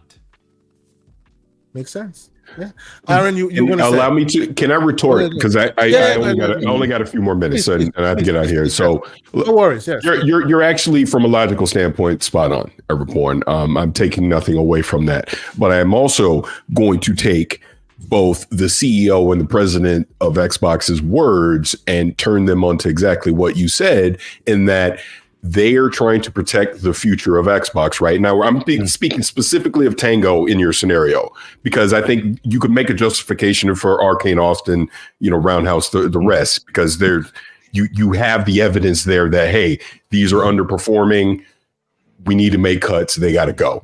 But Tango specifically, and it's not even about Hi-Fi Rush. It's about where Tango's located, Japan. Yeah. Phil Spencer, I asked, and again, I'm not trying to brag, but back in 2020, I asked him in an interview about Japan, and he talked about the importance of Japan and them wanting a presence in Japan and them needing a presence in Japan. They then acquired Bethesda. What was the first thing that he talked about was, we now own a Japanese studio. They've made multiple trips over to Japan over the past few years, trying to establish those relationships. It looks like they're starting to repair the relationship with Square Enix and get more titles on the brand, Hideo Kojima partnership that they're doing. But my reason about Tango, and when you think about, all right, where do we make cuts and where do we make concessions? You would think that Tango would be a concession because that's your foothold in that region. That's your evidence that we are serious about this region. That is how you help attract more talent to that studio and or build more studios in that region. That's how you get more games made in that region. Now you have let go of that studio and everyone that made a critically acclaimed game. Forget the sales numbers. Critically acclaimed game, won awards, was your best game last year, regardless of how it was marketed, anything. The message you just sent to any other Japanese developer is, why in the hell would I go work for an Xbox studio in Japan? Y'all might cut me tomorrow. I'm not doing that. I get money talks, BS walks, but the perception, you would think they would find another way to make cuts versus get rid of Tango, and it puts such a bad look on that IP of Hi-Fi Rush, in that you made such a big deal of it in 2023. You made it one of your 4 test games to go to other platforms, and then just literally months later, for whatever reason, you decide, well, the studio's gone, basically the IP's dead in the water where it is. I'm trying to look at the overall picture of it and not just be cold-blooded. Let's just look at the numbers. Because look, I guarantee you, Amy Hood came in there and was like, this is what the numbers say, get rid of them. But then you have to have a more reasoned approach about this. This is where leadership comes in and go, you make a compromise here, you make a compromise there. All I'm saying is, if I was in that position, getting rid of Tango out of all of them does not make sense to me for the long-term picture of how you're trying to grow your brand globally. Well, let me just bounce off of that, Paris. So what if, firstly, I actually don't, I know there's this sort of thing that we've made up based on what the executives have said, like the Phil Spencers and Matt Booty's and Sarah Bonds, that this is over their head. And in a way it is, but I don't think it's as granular as we think. Like, so what I mean is, this is studio heads making these decisions, but what the part that is over their head is, this is how much you have to cut by, right? And then they're doing internal reviews of individual studios when they have a project coming out, how long it will take before that studio can make you more money. And then you have to make that decision. And none of the decisions they had were good. And so I think they were telling the truth when they said Hi-Fi Rush specifically hit all the metrics they were looking for. But is there a world where they're saying, because and I'm asking you guys, and this would suck, I hate this idea, but I'm just trying to be as dispassionate about this as I can, because there's enough passionate people on the panel about it. What if they're saying, we've spent 24 years trying to break into Japan and it hasn't worked. Right. And we spent all that money, and basically every game that comes to us from Japan is probably because we had to pay them money in some way or the other. I don't think Sega is giving Xbox persona marketing out of the kindness of their heart. I don't think Square is all of a sudden looking at Xbox just because they feel like it's the right thing to do. And we know there's no presence in Japan, and we know, again, it's a chicken and egg problem. There are some Xbox people that wish they got some of these games, but numbers wise, they don't have conclusive data that says Xbox players play these RPGs, and we know why that is, because they haven't been there and they haven't been trained. So you'll get a different kind of customer on Xbox. I understand that, and the only way to get them there is to get the games there so that they can look at that as a home of these things. I totally get that. But setting it aside, if you're saying, listen, we need to focus at least right now, because we're losing money on integration costs. The overall business just gave you $80 billion, and now they're saying not a penny more. You're gonna, not that, and they've always had to be self-sustaining, and they've always had to make hard decisions. So I don't want to say that they've been living off daddy's dime forever, but right now you cannot go to them because they just gave you 70 billion. So what they're saying is, if you don't have a real potential of growing in Japan, and every game that you get on your platform, you have to do all this extra work, maybe Japan is one of the places they're changing focus on. She don't like you, that a B. Maybe possibility? it's time to keep throwing flowers at her. She don't like you. And maybe Tango Mm. is the canary in the coal mine for that, and maybe Tango is the one studio that is outside of wherever, because you have multiple studios in Europe, you have multiple studios in the UK, you have multiple studios in the United States. So your efforts for supporting those studios can be centralized in a way to those things. So one support team can support multiple studios in that region. There is only one studio in Japan, and what if they said between whatever Ghostwire Tokyo did not do, and between the fact that they're the only ones over there, and between the fact that their next game to make it would take 3 to 4 years to get any return, what if they said, this is not going to work for us financially? And again, they could afford to keep it as a company. Yes, they should have kept it. But what if what I'm saying is what went into the decision making? So this again, off the hook. This again, and again, I know we're just having this conversation, but I'm being devil's advocate to what you're saying. Mm-hmm. If and or when I have a chance to interview Phil Spencer or Sarah Bond, I would ask them that question: what is your strategy for Japan moving forward now that you've closed Tango? They're not going to say what you just said. Number one, they're definitely not. They're not going to say that. So, but number two, even if it's true, they won't say it. Yeah, they wouldn't say it. But number two, I still feel, again, you got Sarah coming fresh off of this news up there on the stage in Bloomberg. Her answer needed to say it without saying it, if that makes sense. If you get what I'm trying to say, to what you're saying, if that is a strategy, if they've decided to pivot on Japan, then you need to kind of make that a known thing. And then maybe people can wrap their heads around, okay, well, then maybe Tango doesn't make sense for them anymore. But I will say, and I'm not saying anything you're saying is wrong, because it very well could be, but that would be shocking to me if they were to walk away from Japan at this point. They've already invested so much time, money, and effort in Japan. They just hired someone to actually lead that effort in Japan. But then you remove your biggest presence in Japan. That's where it doesn't make sense to me. You know what I mean? This is just my speculation. I don't know a damn thing. No, but something has changed in the past few months. You can't tell me, even with the business update, something post that business update has changed. And I know people are speculating if Fallout has something to do with it. It could. It very well could be. They realize, wait a minute, we have a huge opportunity with this IP across multiple titles if we get to work on it now, while the iron is hot. We already have 76 out there that we can continue to put content into.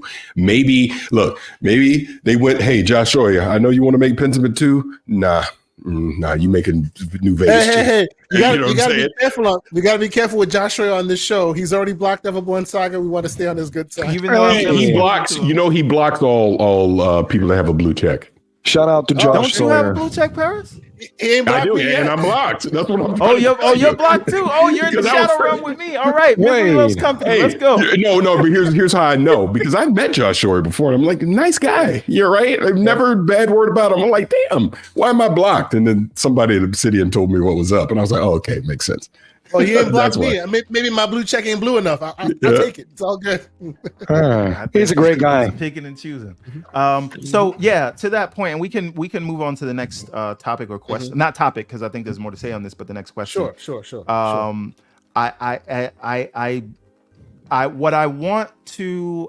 would like the discourse to move on from this idea that we say studios don't have to make money. Right? The bill comes due from somewhere. Of course. Whether that money comes from Game Pass, whether it comes from wherever. And again, these things aren't our problems. But if you are going to delve into the realm of talking about the financials of the gaming industry, you cannot come into that conversation with a studio shouldn't have to make money. So can I jump in because I do have to go in like a couple of minutes because he's leading into one thing I want to say. Again, you and I are in high agreement, Everborn, on this. Except when it comes to Sonic. Sonic, yes. I don't know what your problem is there. But no, you are correct on that. Games have to make money. Of course. I mean, that's business. We understand that. But this is where their words come back to bite them in that same sentiment. Yeah. They told us this is the point of Game Pass, and I talked about this on Kind of Funny.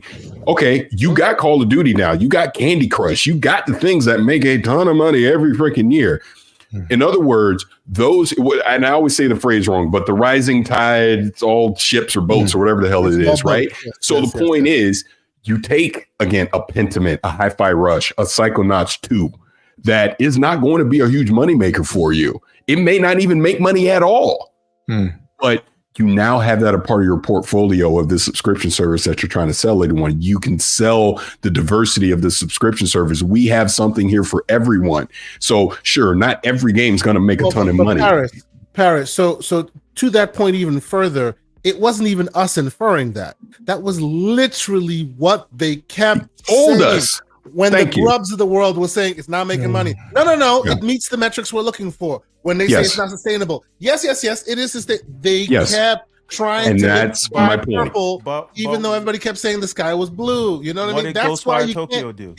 You can't get your way out of that. Let me jump on the Ghostwire Tokyo thing. I don't think anything that Bethesda made, including Redfall, by the way, I don't think anything that Bethesda made prior to being acquired by Microsoft should be held against that studio if it's not profitable.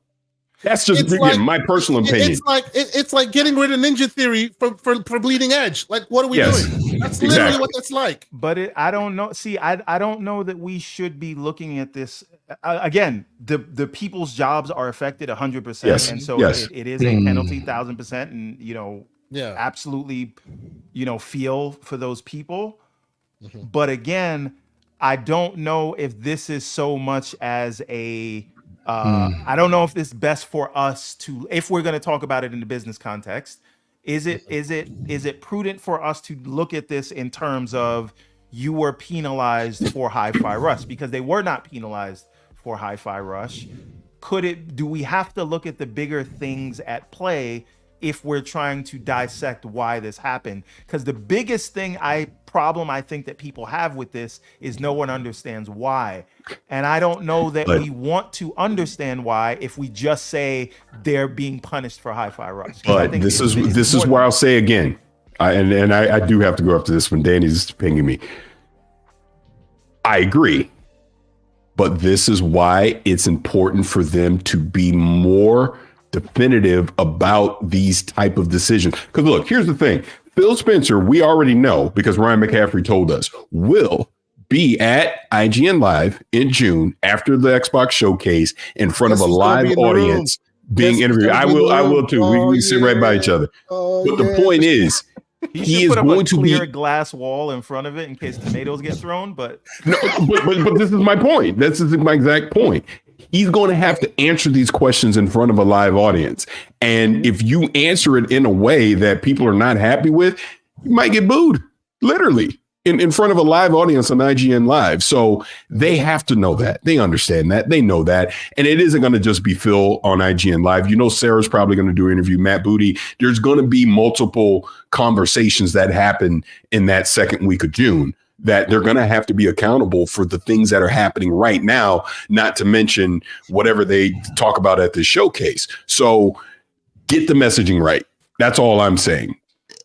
And I said this before and Kind of Funny, whether it's good news or bad news or whatever, at this point, just tell us, take your castor oil and we move on. But tell us. Yes. That's all. Yeah, we'll process it if you just give us the information. It is the endless speculation that I think has led to this negativity in the discourse. And that's my point. And I'll say the last thing, and I do have to go, and I appreciate you guys having me on. This is why I feel bad that Sarah was put in that spot, and the answers she was giving were not coherent enough to be satisfactory, good or bad, it's still left like, well, what are you talking about? That's a non-answer. We still don't know your reasonings for closing these studios. It truly came off as, oh, well, shit happens. And that's not good enough. So we'll see. But I do have to run. I appreciate you having me on. Sonic is still like as if you ordered him off the Wish catalog, trying to get Mario, and then it's got the discount. But I forgive you for that. Sonic is still around, and Hi-Fi Rush is not. How about that? Oh, that's brutal. Tasteless. I'm just Tasteless. saying, these are facts. Hey, Jesus gonna get you for that one. Jesus You brought gonna it get on you yourself, Paris. You brought it on yourself. Take care. Listen, I want to jump on to what Perry said regarding the oh, you want to say something? My bad. Do you have a super Real chat? quick. I think you have a super chat. Well, yes, I have a few super chats. I want to introduce somebody, and I also want to say, Nam Omar, winner of Cookie Cutter. And Kay, speaking of giveaways, we got 2 gifts of 2 Steam codes for Agalos, which I sent you in the DM, so we can give those away. Courtesy of channel member Infinite Umbra. Oh, damn. The great Infinite Umbra. Thank you, brother. That is awesome. Winner of Cookie Cutter, Mr. Omar, sir. Hit me up in the DMs. You got a code waiting for you for Cookie Cutter. And we're going to continue that gift train going. And hashtag Agalos if you want to, and we'll pick one of those. Hold on. Let me set that up. Let me set that up real quick before we do that. And before I do that, and then Aaron, you're going to get your bars off. Ladies and gentlemen, because we like those who think deeply about these and give us their takes with a lot of research done, and we always appreciate when he joins us. Once more with some feeling, Mr. Game Logic joins us. Hey, thanks very much for that intro. Although the intro makes me go, maybe. As usual. Keeping the tradition alive. Mr. Omar, sir, hit me in the XDMs. Let me get you your code. But Aaron, you had some bars you wanted to break off. Go ahead. I'm just saying regarding the messaging, there is a clear challenge that they're standing ahead of course, when it comes to the focus of the brand. And I've been complaining about this ever since they purchased Bethesda, because they still to this day have a different PR rep for Bethesda. I don't talk to the same PR reps for Xbox Game Studios games as I do with the Bethesda games. And that is a weird kind of equation to all this, because I get why they want to have and let the Bethesda brand stay the way that it is, because it is hard to merge 2 brands. We're not even going to talk about the third one, Activision, of course, that has their own branding.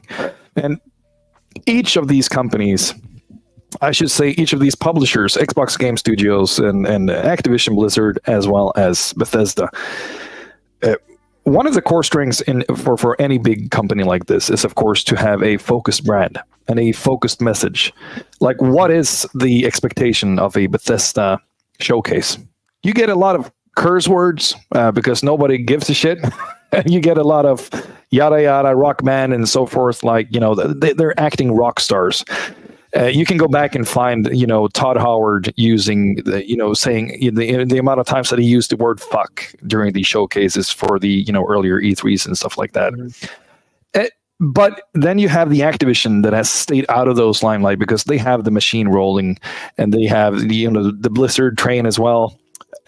So these 3 big, or actually 4 big brands, these 4 big companies, they have to push their own identity, and having them all within the same umbrella. Of course, the messaging is all over the place. So it doesn't really matter.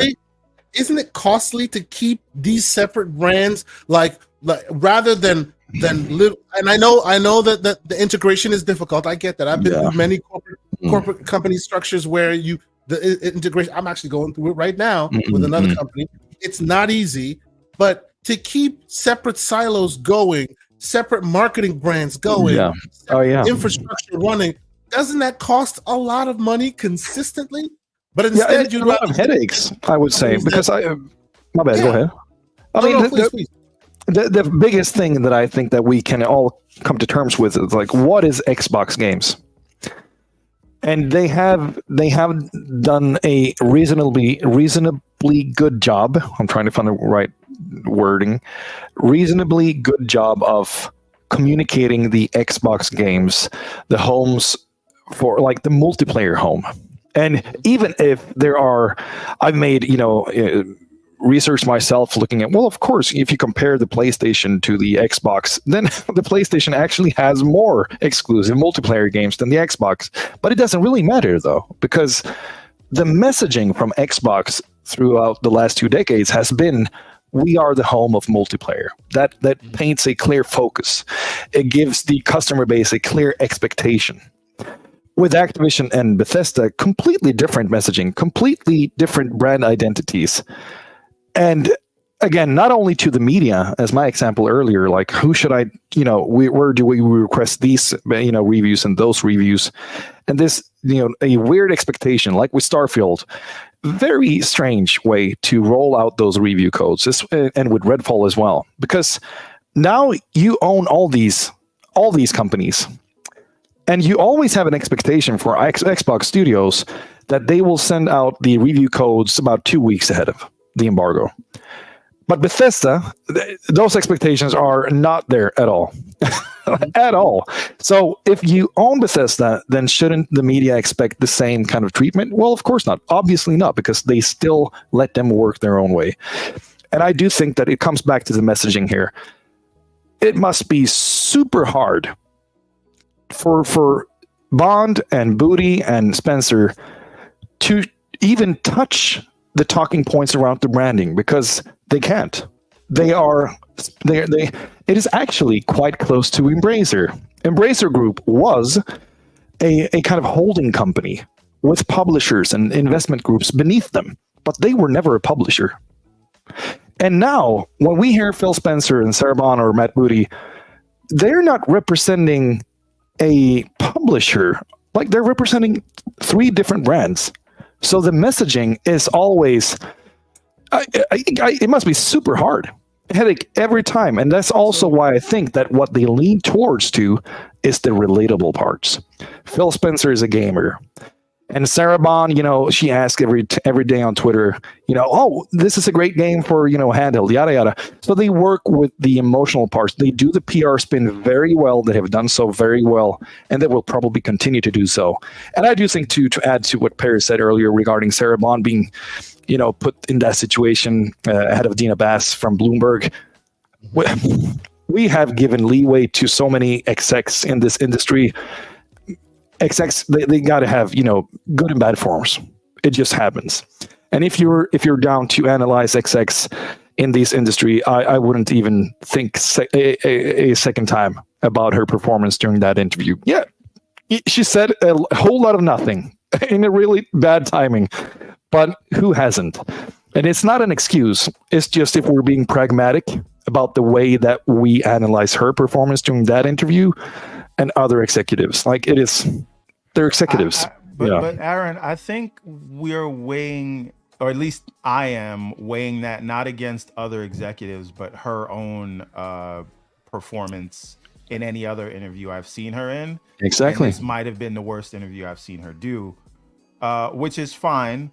But I don't know that I agree with the idea that if you're a part of senior leaders, if you're a part of the SLT senior leadership team, and you're put in front of a Bloomberg or whoever else at a time like this, you have to take the lumps just like Phil Spencer or anybody else would have to take the lumps, and you have to be judged according to your performance in that interview. And I just think it was a bad day at the office for her, and that's fine. There's all hail the queen. Yes, that's fine. I'm still a 1,000%. Sarah Yeah. Bond fan. That's fine. But this interview was, in my opinion, objectively terrible. And that's how it should be, is what I'm saying. You know what I'm saying? Out of that interview. But sure, yeah, one should expect their performance to be bad sometimes. And it's real quick, it's worse, yeah, during this time. Before we continue, because I said we would have a lot of interesting guests on this show. You've seen this man on this show once or twice. I always enjoy when he can join us. One of my oldest friends, and people go, "Oh, he's a friend of yours, so you're bringing him on the show." Let's write off a bit of screed of the resume here. We're talking about one of the producers on Candy Crush.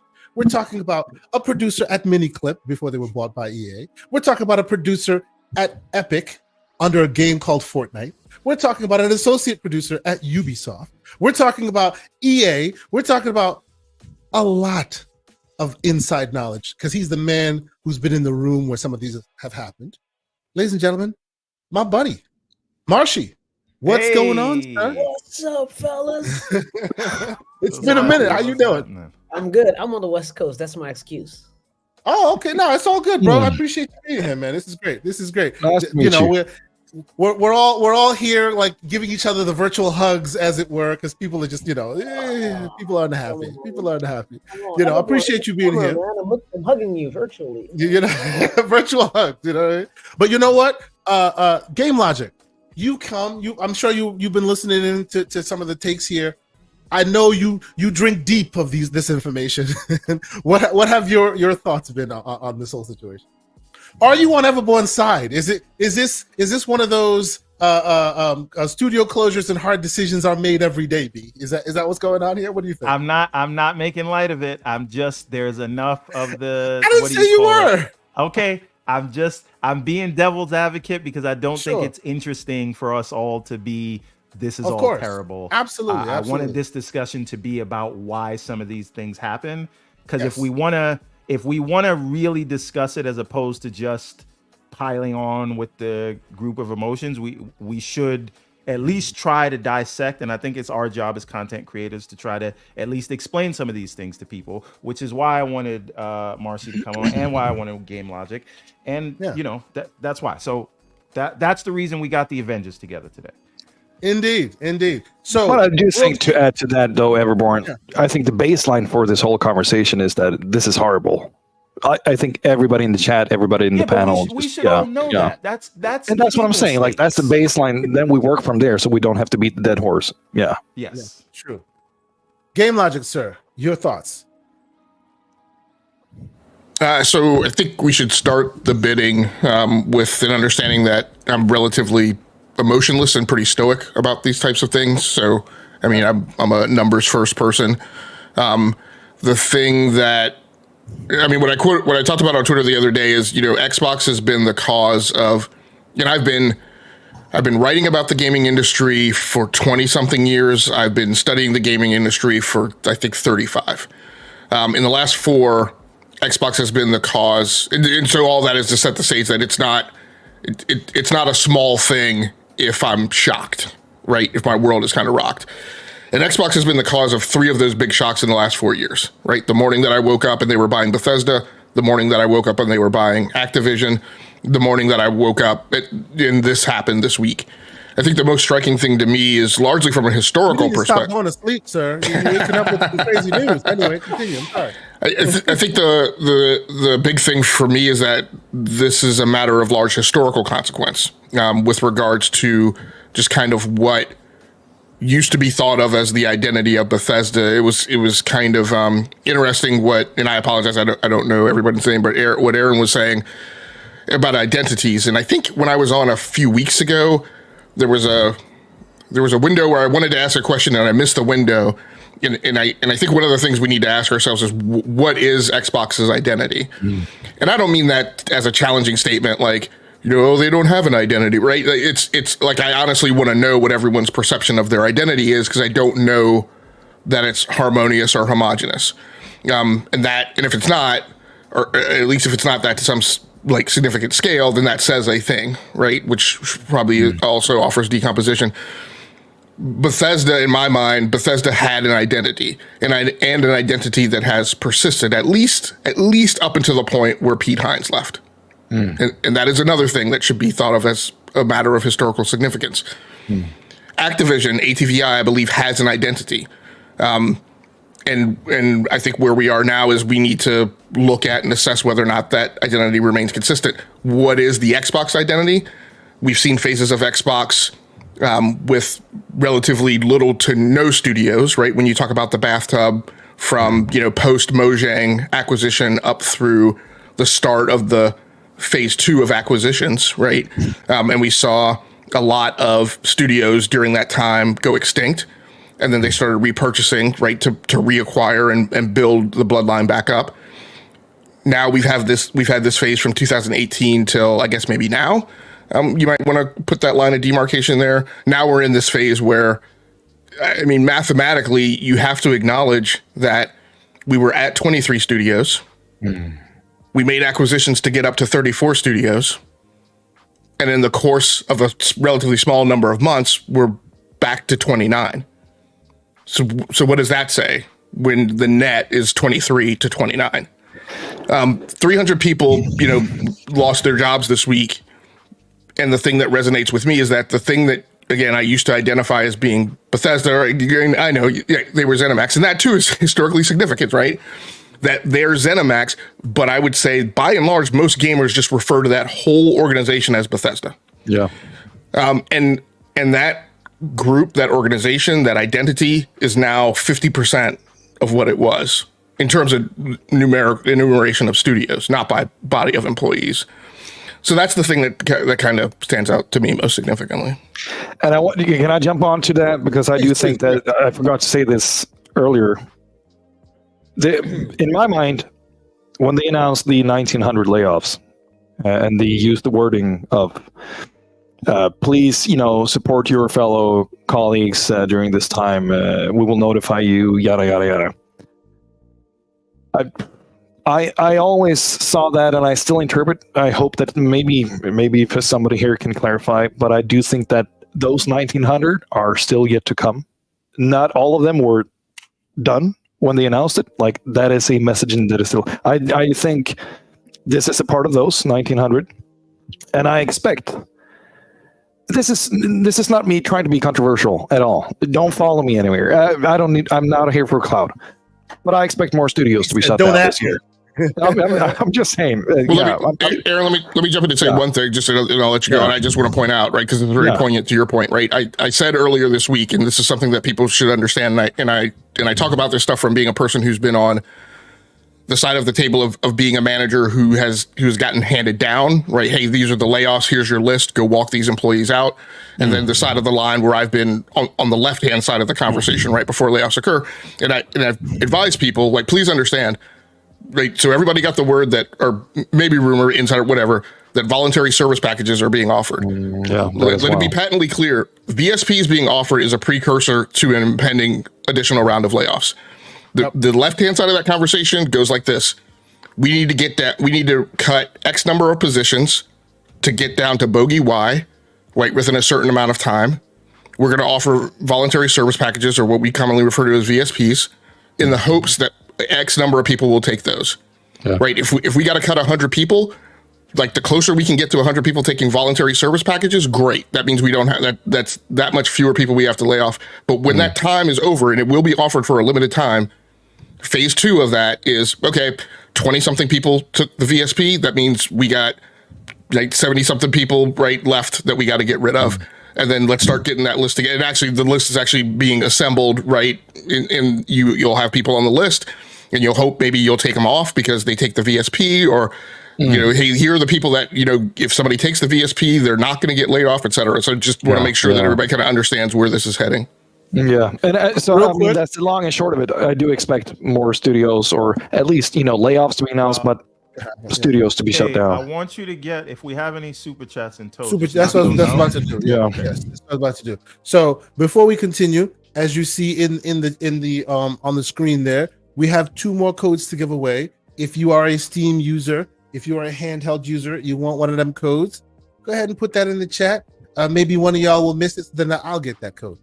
Anyway, also, shout out to the great J Mac with a $5 super chat. He says we have to remember that the industry is fluid. The stuff they told us 4 years ago, we have to expect it changes by now. No surprise. Hashtag Xbox World Order. So I know I said I was going to hand the mic back, but like this is a thing, and I think maybe Everborn talked about messaging, right? And I accused Sony of this during the bathtub time between the transition from Sean Layden to Jim Ryan. That there were a lot of things said at the beginning of this generation. The whole thing of, we're trying to protect users, right? That's why we don't want to allow crossplay. And then we found out that was mess. That was really about like trying to figure out how we were going to monetize. Like, Yep. A big problem in my mind is messaging, and I don't disagree with what that super chat just said, right? That the industry is fluid, it's changed. I've gone on and on and on about how there's all these prognostications that something cataclysmic is happening in the industry. I'm like, no, look at the 50-year history of the industry, not the 2-year history or the 5-year history, and understand that there are things going on now that have gone on for a very long time, and the industry evolves. We very rarely have schisms. We very rarely have cataclysms. Things where things just dive off of a cliff and the industry just radically changes in some revolutionary event. It is always evolving. I don't disagree with that. The important thing to do is to articulate that, right? And not to articulate it in a way to pass the buck or make something up or create a MacGuffin for people to get distracted and look at, but to actually talk about. And if your strategy has changed, and this is my big thing, your strategy, Xbox's strategy has changed. Speak to that. Don't speak, in my mind, don't speak about all of these other things that are going on outside of Xbox around the industry. Talk about you said this is what we're doing. You said that Game Pass or all the studios we're acquiring and all the revenue is going to lead to a world where a Hi-Fi Rush and a Psychonauts 3 can happen. If that has changed, then in my mind, you need to speak to that. And if you haven't spoken to that, then you should understand that people are going to react right out of absence of that knowledge. Let me get the super chat real quick. Let me get this, and then we'll continue. Eric the Red 06. Thank you, sir. New name, $10 super chat. Appreciate you being here, man. He says, Phil said Microsoft may exit the gaming business if Game Pass doesn't show enough growth by 2027. Should we be worried now? With the stagnation of hardware/subs, is 2027 the year we need to look out for? Question mark. No. I have a huge just point before we jump into these answers, and because the quotes, the leaks, the goals, just like Max said, these goals, these quotes, these emails are just as fluid as the rest of the industry. So I just take that with a grain of salt. But of course, if that is a hard stop for Nadella and the board, then who knows? But I'm just, anytime because I remember that quote, everything is fluid, just like Max said, the goals as well. But of course, that could be a hard stop. Who knows? So a couple of those things, just to piggyback off of what Logic is saying. Yeah, this is not about, or when we talk about these things, I don't believe it should be about like taking blame or absolving anyone, but I am a big believer in saying, and I want to be very clear, we are here now because of past failures, right? We didn't fall out of the sky. This is not an unfair thing. That's why we're here now. That being said, the question is, how do we get out of this spot? Because we can choose to spend 3 hours on this show talking about how bad everyone is at their jobs, and that's fine. But the question is, if we're thinking people and we want to understand this thing, yes, we can talk about, we're here because of this misstep and that misstep. The question is, what do you do now? And before you move on to solutions, I do want to get Mr. Marshy's take on his, because he's been in those rooms, he's had those conversations. I do want to, because we will move on to what we think should be the solution to keep things together. But I do want to get his opinion. So if you wouldn't mind, let's table that for just a moment. Yes, sir. And let me let Marshy in here and ask you, sir. You pay attention to this stuff, man. You know what was going down. When you heard this, and obviously you haven't been in these rooms recently, when you heard this, I'm sure there's some deja vu that came to your mind. What is your take on this, sir? Yeah, it's very interesting to see, and really great points from everybody, and also to the new guys. It's great meeting you. New to me, not new to the audience, but new to me. It's great meeting you guys. Yeah, it's pretty interesting to see, the reaction from, let's say, if you talk about outsiders and insiders, how the reaction from outsiders is, of course, so emotional, which totally makes sense because the points they're looking at are actually quite unrelated to business, even though in their view it's really related to business. Oh my God, Hi-Fi Rush was an amazing game. How could a studio with an amazing game possibly be closed? This makes no sense to me. They said a year ago, so and so and so and so. Twitter and reality are like completely different things, right? So the viral responses that we're seeing on Twitter and the way things operate within these type of businesses, they're obviously very different. You know, it's just quite logical that people have this like visceral reaction because it's people that have put a lot of effort and a lot of energy and a lot of heart into creating amazing experiences for us that suddenly one are out of a job, and suddenly as players, wait, we're not getting Hi-Fi Rush 2, or we're not getting, you name it. Could be any company that gets cut. I think it's really important for the people that are having this super strong reaction to understand that to Microsoft, it's just 100% business. You know, as sad as it is, you know, I've been in situations where I'm in a meeting and I get new information on a new target that we need to reach, which is based on, hey, that first quarter was so good, they've revised the numbers, and now the target, the goalpost has been moved. Yes, now that's the floor. That's the word. Let's say on, well, I won't say names because I literally can't. But let's say Don't do that. on game A, you're on game A and you're told on January 1st, hey, this year we're expecting you to make $500 million. Okay, that's a lot of money. You crush it in the first quarter, then they're like, whoa, you guys are crushing it. You know what? Based on what you've done, we actually think you could do 625. So now if you hit 550, which would have been way better than what you were supposed to do, that's now considered a failure. So because finance guys like to call that a challenge. Yeah, I'm going to give you an additional challenge. That's how they present it to you. Like, hey guys, just a quick meeting in the boardroom. Yeah, what's up? You walk out like, say what? Did they just add like way more than we? Well, how are we supposed?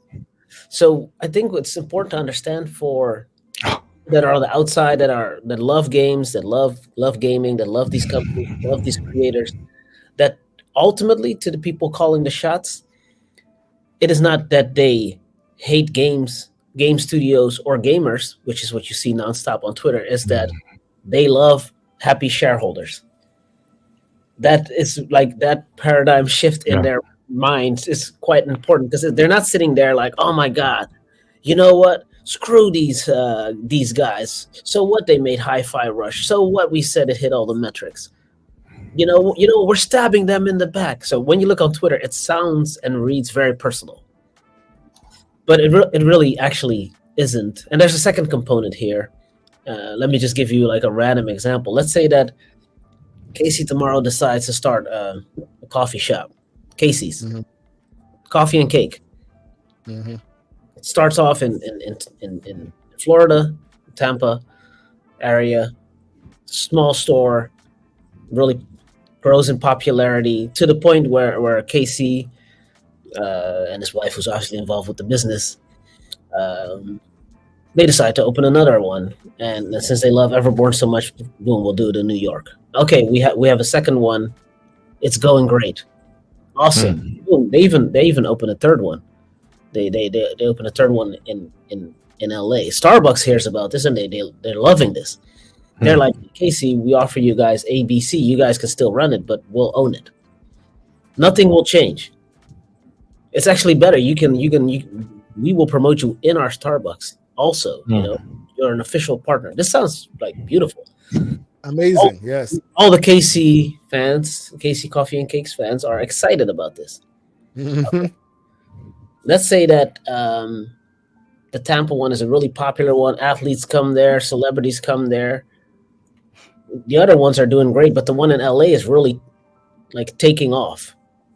And then in comparison to the one in LA that's really taken off, because it's a bigger premise, they can sell more coffee. The Casey one is actually not. It's performing good, but not as great as the one in LA. And at one point, somebody at Starbucks says, "You know what maybe would make more sense is if we opened a second one in LA, We shut down And the one. close the one in Tampa. That's right. Yeah, and That's we right. take what we would normally spend on salaries and all that stuff for Tampa. We just invest that one into LA.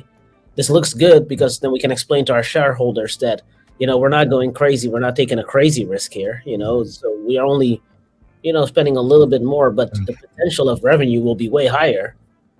And that's just a decision like Casey just randomly gets on like a Tuesday. But it actually has nothing to do with how good the coffee was at Casey, and that it was the original store, and that Casey was a founder and he's there and the celebrities are coming there. That those things are like absolutely not taken into because this has nothing to do with Casey. Old equations is what I call it. And you are devastated. Your company is lost. You don't know where your next pot to piss in will be. But it was just a rounding error. It had to be done. Yeah. So and then when you see Sarah, who I think we definitely need to be careful because you're talking about a black woman in a male dominated space. It's interesting that they chose her to be the spokesperson in this dramatic. Where's Phil? I love Phil, by the way, and I think that he's done a lot for Xbox. But she was put in a situation where her first interview as the president. She's been a president for a while, but her first out there interview, and it's to put lipstick on this pig. Oh boy. Yeah, so I think that we also, but let's just there's another part of this, which is they don't care. On Twitter, it's very important that if somebody tweets something, that the person who's attacked responds and defends themselves. Internet points. They don't care about points. Ultimately, they have one job, which is to serve the company, Microsoft, and to make shareholders happy. And when you talk about, man, what can change about that? I've thought about that a lot. You're talking about corporations that are expecting year-on-year growth. So at one point, something has got to give, right? I mean, there are only so many gamers, there are only so many games, and there's only so much money that people can spend. So at one point, there will be a studio or there will be a coffee shop affected by the fact that there's only so much that can be spent, and the market is flooded with games and flooded with products and flooded with other things we can do and spend our money on. So I actually don't see a scenario where this is going to stop. I got into the industry in 2008 as a tester at EA. I was crazy happy. Casey remembers. Literally, my first week there, everybody's stressed. I'm like, what the fuck is going on? I thought this was gonna be like amazing, man. Games, come on, baby. Why is nobody excited? Then I'm starting to hear like, oh yeah, they're gonna lay people off. It's like lay people off, but why? I'm so new. I don't know. The first week he gets there. Yeah, I don't know anything. What happened? Isn't that when the first week you got to Epic is when Microsoft bought Yeah, years? yeah. First week I got to EA. I'm super happy, but everybody around me is stressed. And then then I start realizing that managers are walking over to people and are like, "Hey, do you have a second?" Like Game Logic said, that's just the person on that list. They had a chance to be like, I'll go, but since you didn't want to put your hand up, we'll do it for you. And they let go of 1,000 people. And then I don't know how many more. And then they got into their whole less is more thing where they have only the big titles. The same thing is happening with high impact titles. That's what they said, right? Only the big titles. Then the first week I'm at Epic, I'm a used Gears of War fan. So my strategy was get to Epic, work on this little title Fortnite. I don't even know what it is, but get moved to the team where they make Gears of War, basically, and at the time Fortnite was nothing, right? It was just this little game we were playing. And literally week one, they're like, "Oh, hey guys, we just sold the Gears of War IP." What? Is this a joke? No, we just sold it. So this is just the power of the spreadsheet, And to be totally honest, when people are saying "Come on, this is not sustainable," and this and that, it's true. It's not sustainable if you are one of the people working on the games, but for the businesses, it is. EA just had a report that they had $7 billion in revenue after letting 5% of their workforce go, and they would spend $50 million in severance. Think about that. You're talking about right on the screen. Marcy, there you go. I want to ask. That was a question that I brought up to Kay Asante during the week, which was if this was Take-Two or EA or Ubisoft or Activision while they were independent, we would all acknowledge that this is terrible, but none of us would be surprised, I don't think. Well, but you know what I said Logic, to that? You said though, that you right? were surprised, but would you be surprised if you this said- wasn't Microsoft? Well, real quick. Yeah, go ahead. You remember what I said to that? It's because even though people complain about Microsoft and their messaging, Phil is a victim of his own success. He was able to inoculate that big Microsoft monster that everybody knows is like Epic, is like UB, and is like EA, and is like Take-Two. He was able to rehabilitate that perception exactly in the eyes of the consumer. So when it happens with him, everybody's lost their minds. If that happened to EA, it's another Tuesday. Yeah, I can't believe he was very good at rehabilitating that perception of the big evil monster being, oh yeah, they'll protect you. He can stop them from being what we know them to be. This is different. This is not just business. This is Phil. Yes, exactly. This time. I'm sorry, Game Logic. Go ahead. So I don't know if my perspective is rehabilitation, but I'll swing back to that. But to Everborn's question, the reason why people react differently is because it is absolutely 115% laser precise clear what type of beast EA and Activision and Take-Two are. If you have ever listened to Strauss Zelnick speak, you should have zero uncertainty about what the metrics are, what the KPIs are, and where decision making comes from with that company. There should be zero uncertainty. And this is a question that I wanted to ask Marshy and then expand to the rest of the panel. Because Marshy, you talked about how, look, these decisions get made because of business. And this is a problem with Twitter, right? With gamer Twitter, because I think 97% of the people involved in the conversation around business and finances do not understand them. I often make jokes about people who can't balance their own checkbook, often making comments around, what a multi-trillion or multi-billion-dollar company is doing. That's a bit of slander, but there it is. And Logic, just before you continue. Yeah. And they don't want to understand them. True. You absolutely. One you thing explain not to know, but not caring is the part that bothers me. You explain things to them in a very academic, matter-of-fact manner, and they don't want to know. We've had developers explain to people like how things work, and we've had people yell and shout at them because that doesn't align with whatever their perspective is. But regardless, Marshy said something about how these decisions are made on business, and here's part of the problem that goes back to what you're talking about, Everborn, in terms of causality. There's a voice track from Xbox that is highly oriented around the gamer, and there is a large level of effort and a large amount of airtime that is spent speaking to that person on Twitter and other places in social media. Then there comes a time where then you have to speak on business, and this is the problem that I mentioned before. Like right now, and I'm just going to point these out as data points. I'm looking at Phil Spencer's Twitter account. There's been nothing since like early May. Right. And this is the same thing we saw when Redfall hit. There was nothing from Pete Hines' account, right, for weeks. So part of the problem is that you expend a ton of effort and fill up a ton of airtime, right? The most vocal publisher platform owner in the space talking to gamers. But then when you do this, then you're silent. That's going to create a problem. And that's going to cause people to be unclear and uncertain, right, about causalities and why decisions are being made. And so, Marsha, I want to come back to you, and I want to kind of ask a question. There are a lot of people who have talked about that, right? This 90% airtime towards the gamer and then 10% to 0% around business. And Everborn, you go back and talk about how do we get out of this?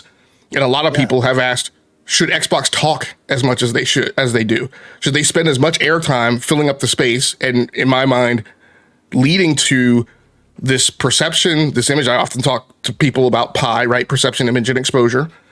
Leading people to have this impression that then if they're not going to expend the same amount of time, like walking it back or giving people causalities, like there's an imbalance, right, in the force, right, in the execution of that. And I wonder whether or not that should be part of the things that would change. That's a question I'd like to ask Marshy. Yeah, that's such a good point. And again, like you this is a really, really good question. And it really touches on almost like reality versus perception, right? I was also surprised. I was just expecting as a business person, I was expecting nothing from Phil. He was just like, I'm riding out this storm. We got the showcase coming up. You will hear from me. I'll show you some trailer that gets you excited. I pray to God by the end of summer, people have moved on. That's the strategy. And there's a reason there is a strategy. It's because people like that, when they speak, they can actually impact share value. So you have two choices. You can make good with angry Twitter kids, or you can make billion-dollar shareholders happy. Those are your two choices. And you can do that by simply just doing nothing. Just be quiet. Somebody will say something, somebody will tweet out something, now there's the whole, Hellblade 2 will come out and that company's done conversation. What you won't see someone in the position of a Phil do is get into a Twitter beef. I would love that though. I know they won't, but I want to see Phil arguing with Tim Dog on the timeline. Yeah, but somebody I knew he was going to go to Tim. I knew it. I knew that's where he was going. But the board won't. And when we talk about perception, because I purposely mentioned EA Sports and how well they're doing. Their revenue, I looked it up, 7.56 billion, up 2% year over year. That's what. And then they're going to spend 150 million on a bunch of different things, but $50 million is basically for severances. So people are like, wait a second, you're making 7.5 billion and you can't keep the 50 million for the people. Why did you let them go? One, not everybody is a great performer. That's just a fact. Sometimes people have to be let go. That's just part of it. Things change. But two, your companies want to be efficient and get the biggest bang for their buck. But if you look a bit deeper, the revenue numbers for Q4 is that they made 1.78 billion, which is down 5% year over year. Now, what number do you think the board and the shareholders and the people that look at the spreadsheets are looking at? The 2% up to year over year, or the alarming Q4 down 5% year over year? Of course, they're looking at the 5% as a potential trend that they don't want to see continue. So something has to happen. There needs to be some form of reaction to rebuild trust, which is, hey, we're doing this restructuring, or we're closing this so that we have more finances available for the high impact titles, or something like that. So for me, or for Logic, this is just kind of another day. It's not shocking. It's shocking to the point that they're like so aggressive and public about it. Like, this has to happen. We're closing these studios. This just has to happen. But they're also a public company.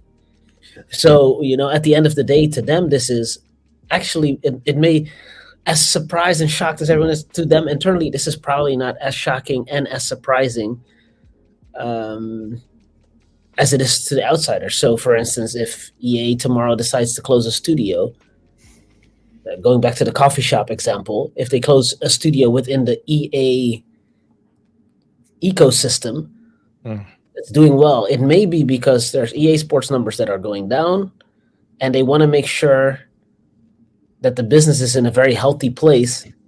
And because of that, they'd rather take the hit of shutting down a studio and paying the severances and everything, so they have enough in the war chest to focus on the soccer title, the Madden expansion, the whatever.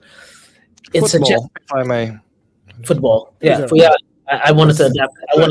I'm Dutch. That's straight. Yeah. I wanted to show respect to you guys, but actually in my head I was like, you sell out. Screw that, man. Screw that. Big Bad Mo says we got to spin again. I don't think he's on Steam. So, yeah. We got to spin again. Okay. Confirm that, we'll Big Bad Mo, before we give it away again. And by the way, before we continue, did that make sense? Did that make any sense? What I said? It made a lot of sense. And I have notes that I want to answer from something you said and then something Game Logic said. But first do the super chat, then Great J Mac, final super chat. He says Xbox fans are accustomed to getting the short end of the stick. That is what we break them ourselves. Yeah, that is true. That is true. It seems like they are the whipping boys, and they're now very much used to that. Oh boy. Yeah. And then of course the great Hargeet Chani, who, by the way, probably was not here when I did it, but I'll do it again. Buy the man's book. I'm reading it now. Great book. He just put it in the chat. The link is in the chat there, Everborn Saga. You were asking for it. Thank you, sir. Send I'm it to me enjoying in the text, book. though. Matter of fact, Harky, enjoying you the send it to me. You have my number. Send me the link. I don't There have you it. go. $10 super chat. He says, normal corporate, I understand. The promise of Game Pass was that studios would make games like Hi-Fi Rush. Question is whether this is isolated or should other studios be worried now? That is an Interesting excellent question. Really great question. So before everyone goes, I just want to stick one thing in. So everyone or everyone, just when I say I was shocked, right? This being the third time Xbox shocked me. I was not shocked that people were laid off. What I was shocked about was that it was all Bethesda and it was all at one time. So me waking up and seeing 4 studios essentially gone, and that was all out of one subdivision or whatever you want to call it. Yeah. That's the thing that to me was surprising. Yeah, that's what I meant. What is left at Bethesda now? Bethesda, the studio that does ES Online, and then Bethesda, Todd Howard's Bethesda, Machine Games, It's software, of course, and Arcane Leon. Right. And which basically is just Arcane at this point because they got no multiple locations. Yeah, and Dishonored 2, I think Harvey, he left. Harvey did he? No, he's still there. Harvey's still there. The rest of them are gone, but Harvey's still there. Yeah, what I'm saying is that even if Austin did the first Dishonored, if I'm not mistaken, I think Smith worked with Leon for Dishonored 2. So I've seen a lot of kind of narratives around. Okay, so Leon is gone. Where's Dishonored 3? I wouldn't say that is completely out the door yet because of how Leon's experience with Dishonored 2, of course. But with that said, also. And please correct me if I'm wrong. I'm trying to remember from the top of my head. But I also wanted to just jump on what Marchi and Game Logic and what the topic at hand.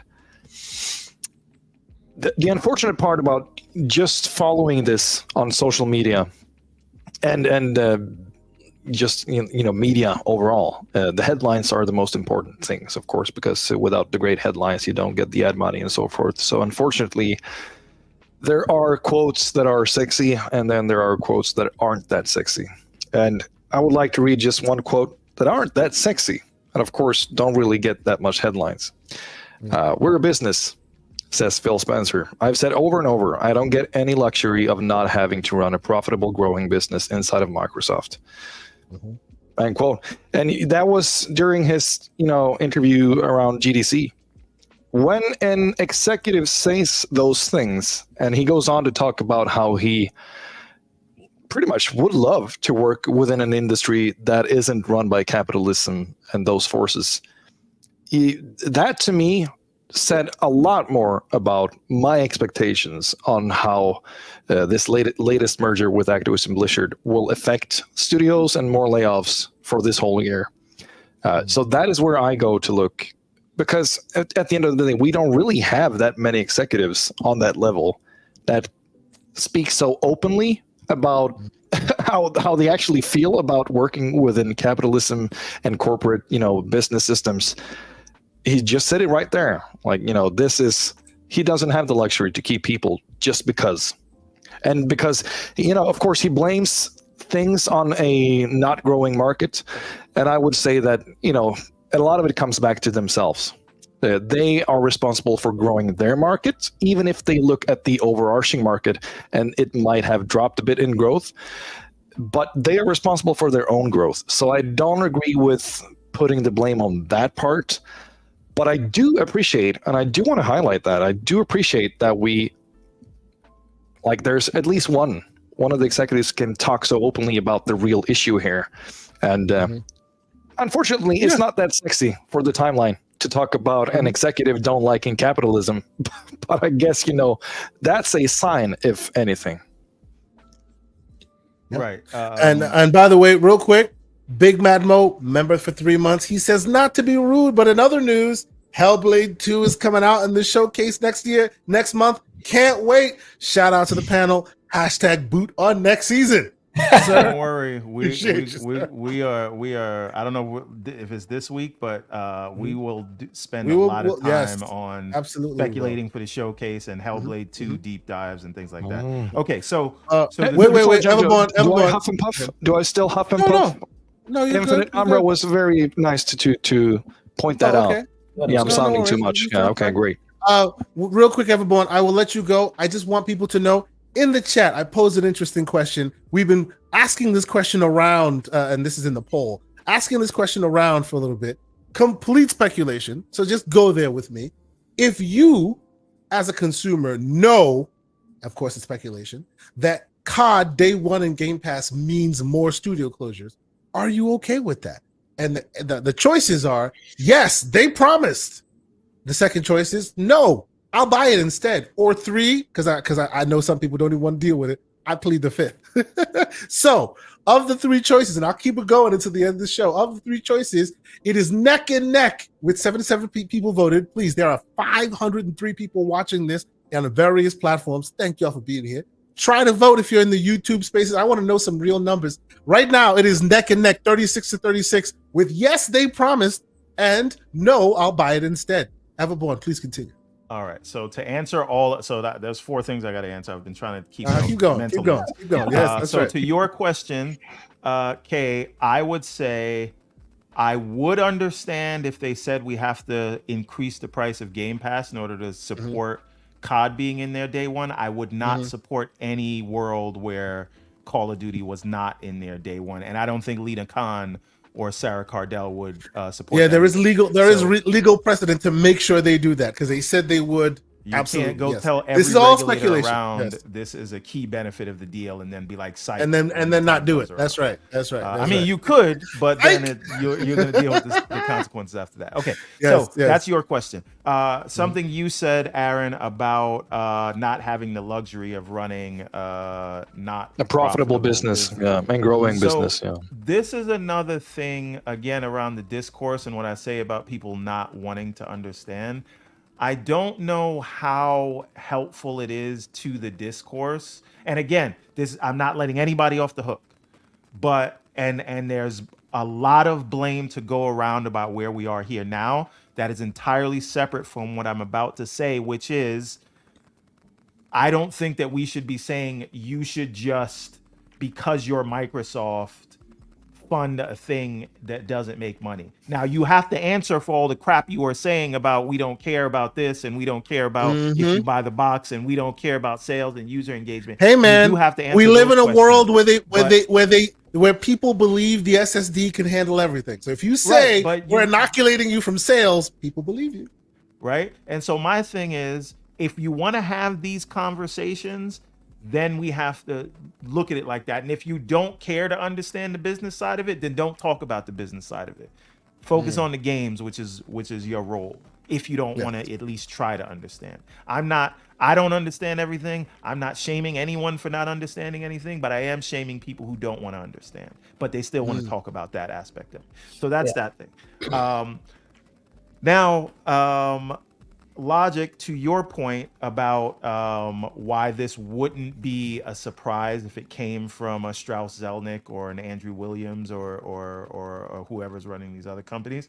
It made me think of something, which is whenever I saw Bobby Kay speak or Strauss Zelnick, you know where I saw them speaking? Bloomberg, CNBC, Andy Takahashi. right? And so they are talking to business people about money, and they're very clear about what their intentions are.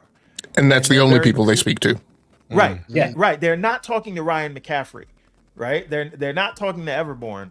Right. They're not playing with me inside of whatever game on Xbox or Fallout 76 getting their base blown up. Right. They're not doing that. And so because they aren't doing that, and because they're very clear about what their goals are, if these goals aren't met, people can instinctively understand, okay, those numbers look bad. They're going to do layoffs. Nobody likes it, but people understand that. Because now this to your point, because Xbox's approach of, and we know why they did it, especially after the Xbox One days, and they felt like they weren't getting their message out, and they really embraced the community and used the community in some ways to get the message out for them, which this is sort of why I think people are taking this, and I understand why people are upset. Xbox actually used the community to get their message out for them. And now what it feels like is because they've done this expansion and because doesn't matter what they really do at this point, they're always going to have a lot of money coming in. It's more like your services are no longer needed. And whether that should be the case or not, I still 100% understand why people are upset about it. Yeah. Right?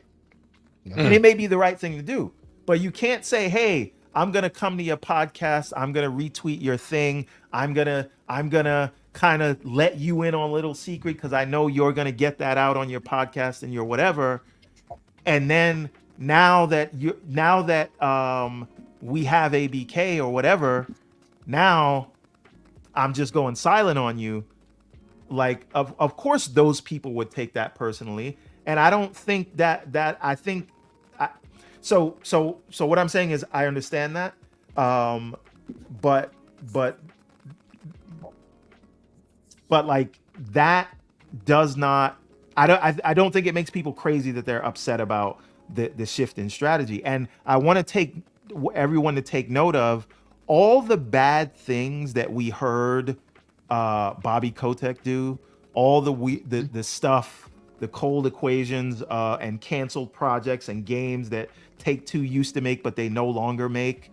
All of that is, people get it and people say like it's terrible, but then they go out and still play GTA and they go out and they still play COD and Overwatch and all that, as much as they hate the company, right?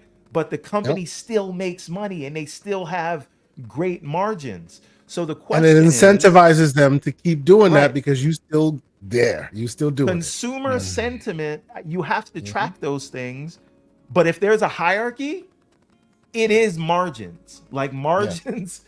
And I know there's a relationship to it. But at the end of the day, like you said, Marcy, now I'm coming to your point. Do I want to score Twitter points with Everborn?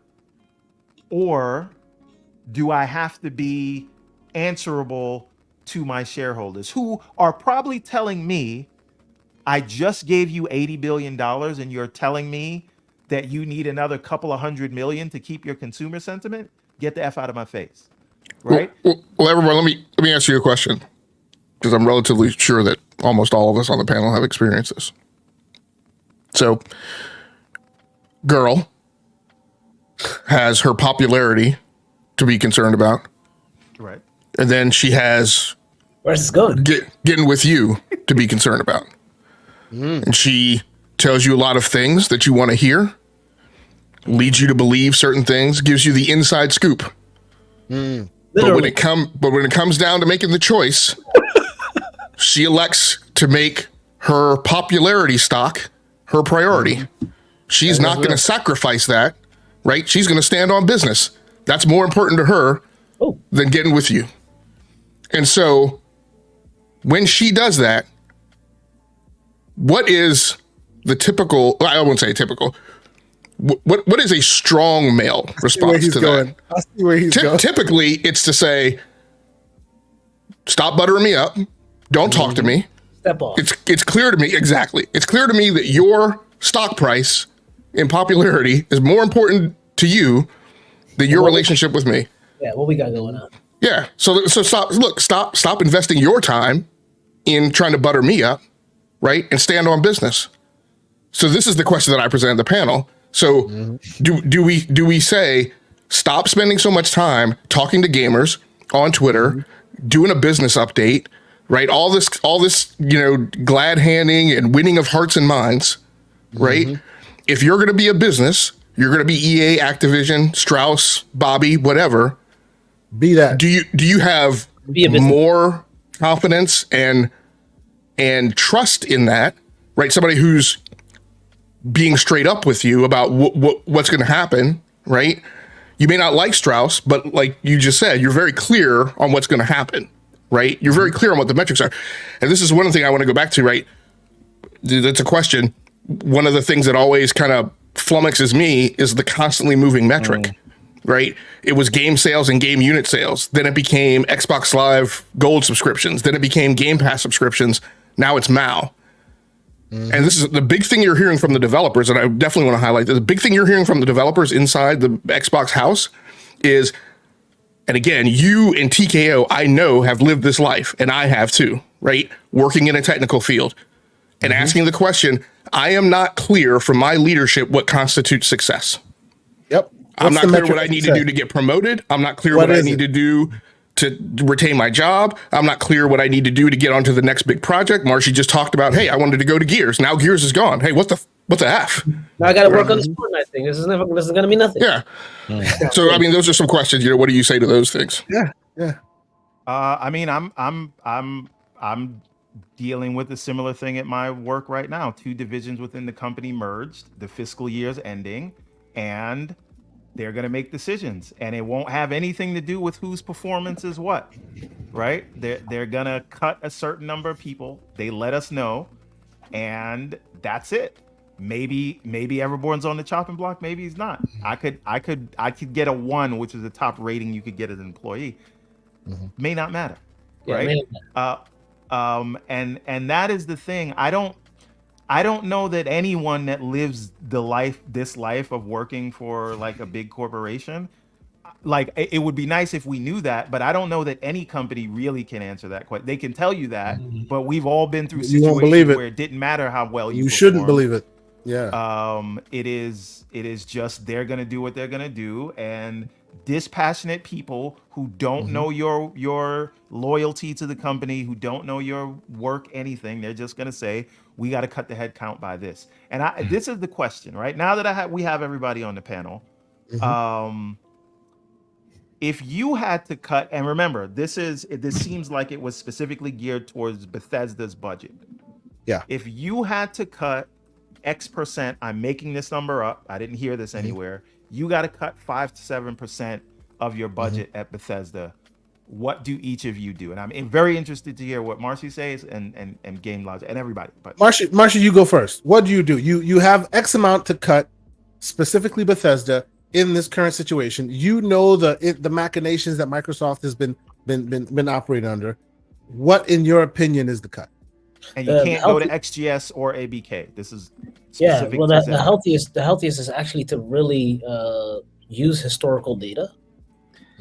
Because nobody can predict the future, right? So the only thing you can do is make the best possible bet. Somebody comes to you and says, hey, Marshy, we need you to cut 7%. This is what Twitter thinks it is. Oh, come on, man. If Marshy just talks good enough, he can dissuade them from that 7%. This is not Twitter. This is like the real world. This is already decided. This is not like optional. Everybody's treating this like it's optional. I just saw this one tweet where somebody said, honestly, I don't particularly care if Tango, Arcane, Austin's games sold well or not. This already tells me you don't have a clue what you're talking about.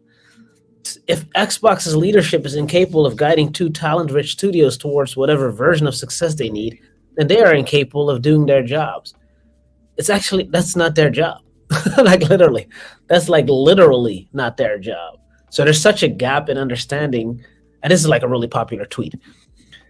Their job is not to lead talent-rich studios. Their job is to generate money. So if somebody comes to me and says, and that right there, Marshy, is why I say Phil has been better at marketing than even Xbox has. He's been able to make people think that was his job. Yeah, he's convinced them that that's real. Phil can convince them. And Phil can probably convince them. And now they're all betrayed. Yeah, Phil betrayed me. But if they come to me and say like, "Oh, you need to cut 7%," I can't predict the future, but I can look at the past. So I'm quickly, with one financial analyst, I'm going to be able to figure out what a high impact title is. And people have to understand, high impact is not just sales; it's also how much did it cost to make that. If you sell 100 million copies of a game, but you don't get any profit because making the game was more expensive than what you get from selling 100 million copies, that's less beneficial to the company than selling 5 million copies of a game that was cheap to make. I would love it if you would say that again. I have attempted until I'm blue in the face for 2.5 years about COGS, profit margin. How many dollars of sales do I need to make to turn $1 of profit? Yeah, so when you look at Twitter, they'll say, but it sold 3 million copies, or it sold, but do you know how much it was to make? Do you know? No, I don't. Okay, so basically, it's what Everborn just said, and Game Logic also said. You're having conversations with people who have 4% of the information and 96% of the emotion, right? But they think the 96% of the emotion is the information.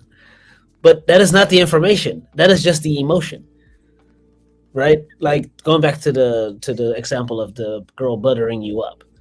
You have all this information. Marcy knows a lot about that buttering up. You know what I'm saying? Yeah. You still in a butter store. So you have the information, and this person is saying all these things, but your information is 96% emotional. If you just looked at the 4%, she's saying this is not happening. But nobody's looking at the 4%. Everybody's at the 96% because you're talking to your friends at dinner about why it's not happening. But the other day when she came by, she was still hugging me. She definitely hugged me longer than the other dudes. And then she was looking mad good. And then she sent me the selfie at the Chris Brown concert. And this is emotion. This is not information. The 4% is when she told you you're not him. Yeah, you're not him. You need to listen to that. Yeah, but you're not listening to that because you thought she was giving you. So the same thing happens. So if I'm told you have 7% to cut, all I'm looking at is a matrix. Spend. How much does it cost me to create this product? Revenue. How much money did I get out of that product? Profit. If I pay all the costs, how much money is in the bank? And addressable market. This is relative. Marcy, I'd add one more thing to that is how long before you're going to get that money, right? How long before? Yeah. If you're pitching me a project that's going to take 3 to 5 years for you to develop and exactly see it back, that's a huge point. So speed to market market going to be lower on the totem pole than someone that has a project that's maybe a year or two out. But I have 10K that I will give away to any Twitterer that can show me a tweet that they've posted since this thing happened where they talk about these metrics, these points. They're not talking about that. They're talking about the butter. They're not talking about the you're not him. They're talking about all the buttering that's happening, that Game Logic had as an example. So that's just, you have to understand if you're in this business and this is your job. Exclude Game Logic from your $10,000 offer because you will be out of money. Because you'll lose your money, sir. No, I mean, Game Logic is the only way. Just regular like Twitterers. But that's what I would do. I would basically come up with a list. And if you're not in the top 3 of that list, you are now potentially no longer part of the cold hard facts, baby. Yeah. And that could be people at a studio, that could be an entire studio, because not only okay, so what if we get that 7% to 10%? Then we have 3% extra for these high value products. Our organization is a lot leaner. You know how happy shareholders are to hear that? Especially right before the end of a fiscal year. This builds so much trust. Share value goes up. Bonuses get bigger. I mean, this is a win-win-win if you're in leadership and at the top of the food chain. Unfortunately, that is capitalism. And that's the world we live in. I don't know if people know that on Twitter.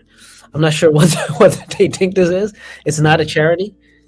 And when they talk about, these people are not able to do their jobs well, your definition of them doing their jobs well and the actual definition of them doing their jobs well are so far apart, it's not even fun. So you are in no position to judge that. Yep. You know, so, and you have to understand, this is a noisy business. It doesn't matter what they do. There's going to be Twitter noise. So they might as well do the thing that gets them the most money.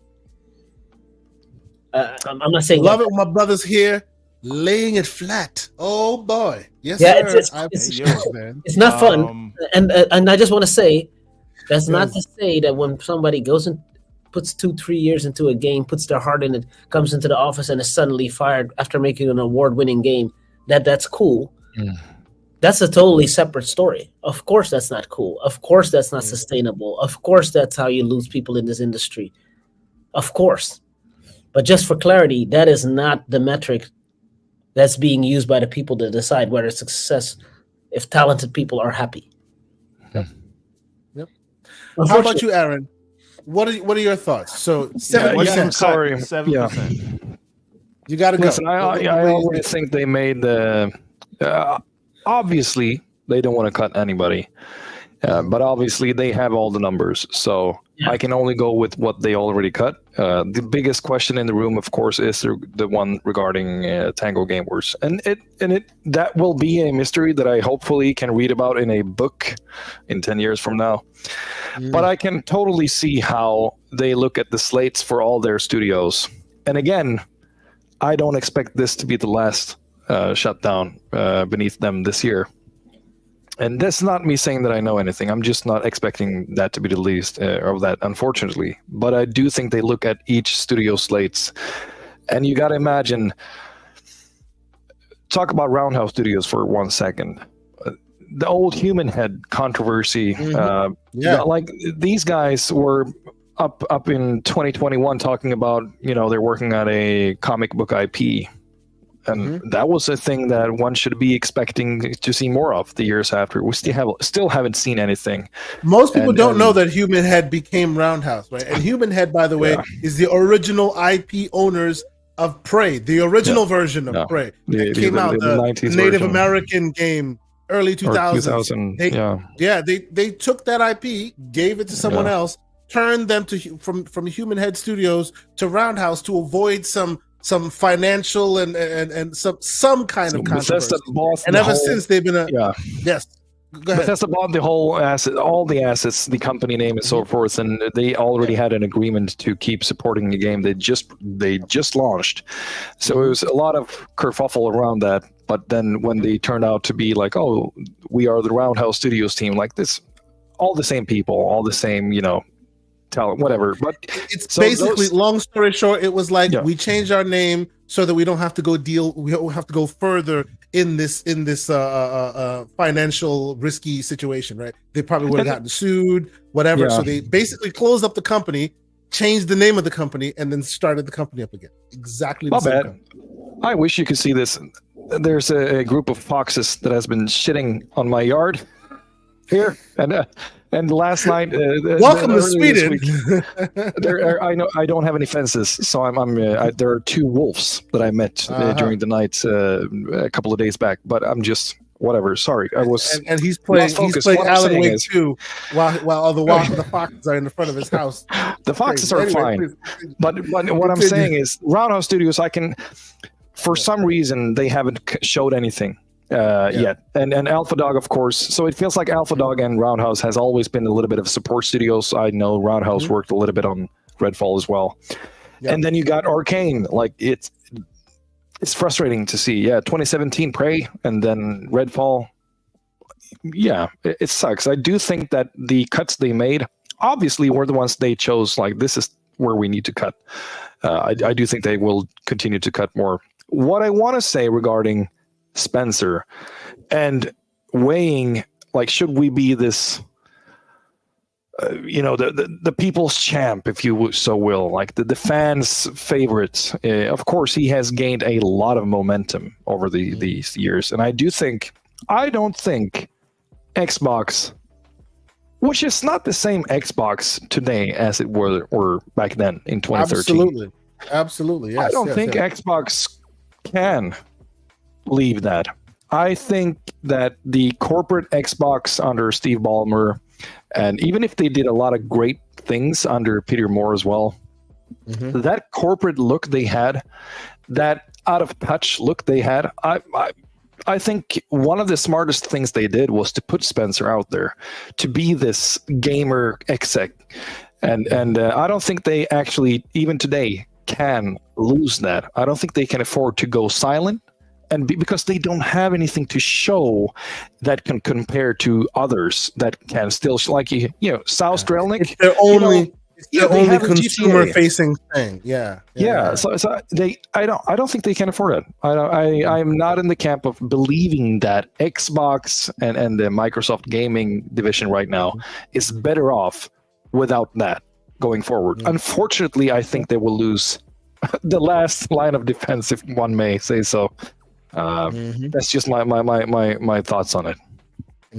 So okay, let me catch up on super chats, and then we will have the last round of conversation with Everborn. You were talking about, and we put a pin in it. Let's finish up with that. You were talking about what we think they should do as far as moving the ball forward and potentially either keeping this thing together, or do they change form? What's their final form look like? I'll let you guys think about that and ideate on that a minute. Let me catch up on some of these super chats, and we'll get to that conversation.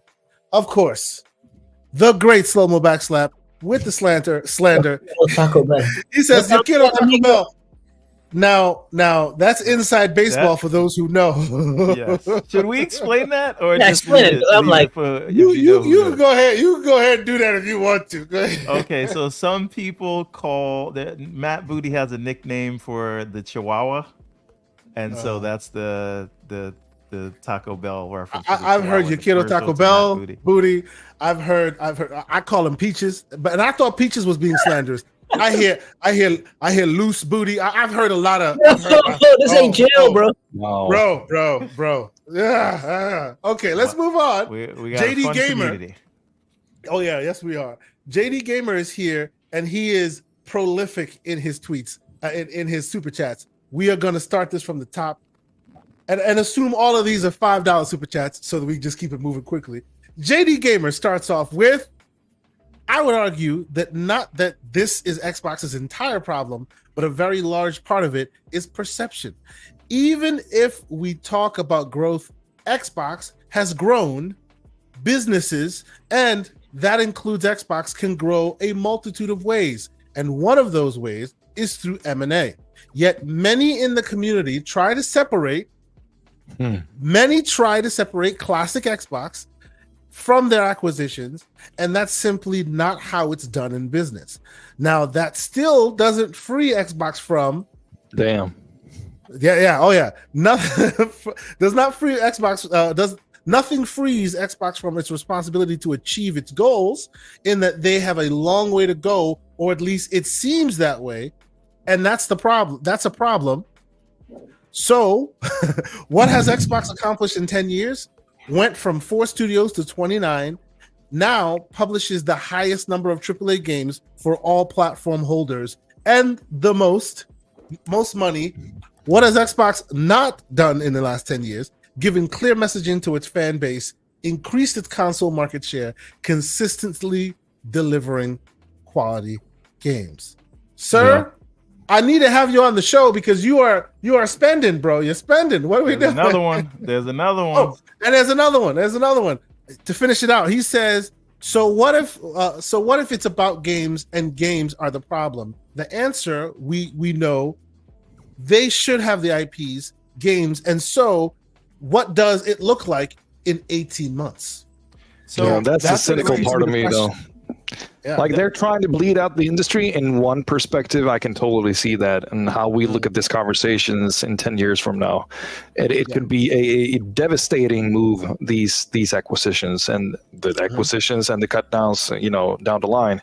Absolutely. It can absolutely be a part of that, because they can bleed out the competition if the future is IP, which is, of course, I'm not smart for saying that, but yeah. So that was one of the things that I wanted to talk about, which is what I tend to see happen in a lot of these think pieces. Forget about the timeline troglodytes.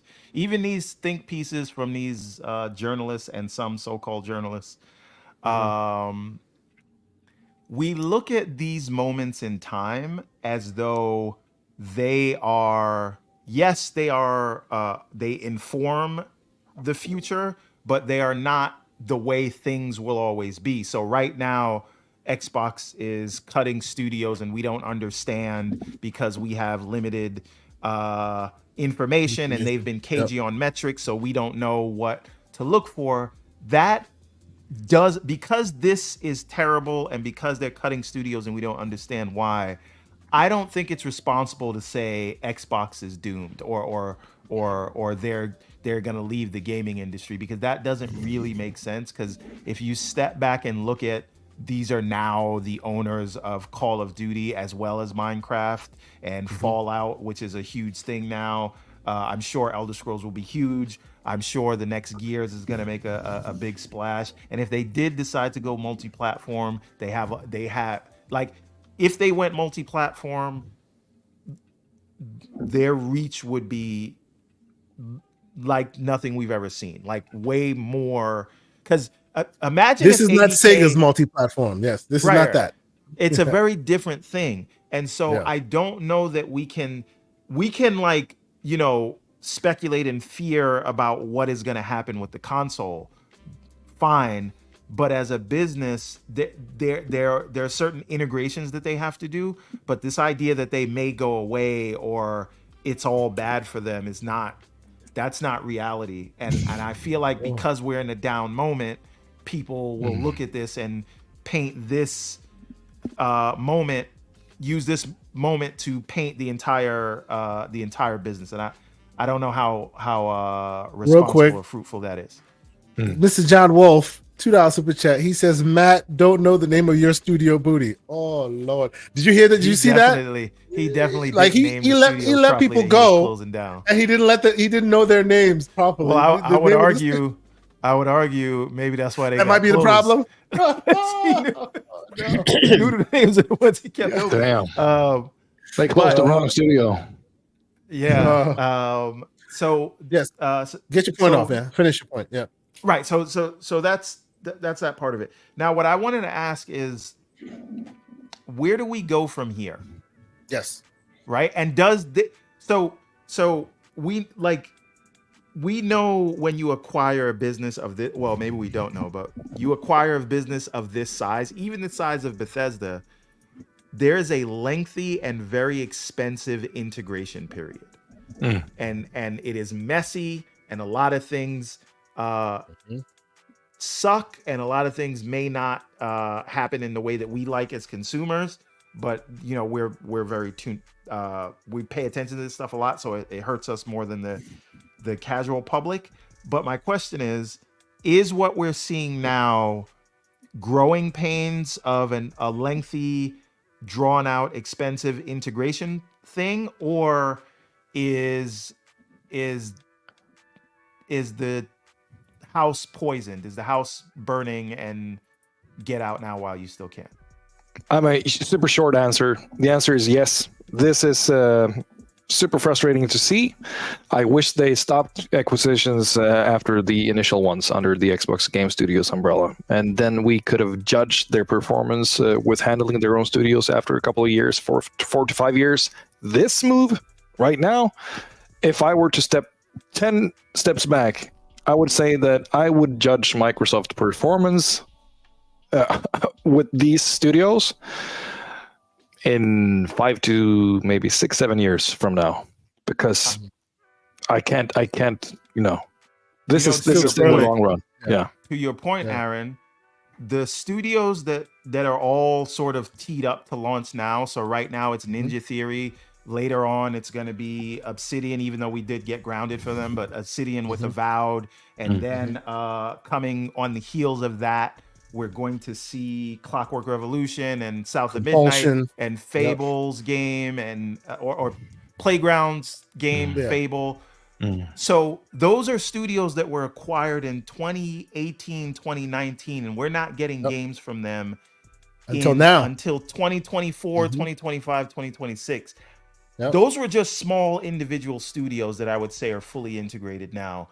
How long does it take to integrate a Bethesda, and then how long does it take to integrate an Activision Blizzard King? If these studios were just getting their projects that were greenlit under Xbox coming out now.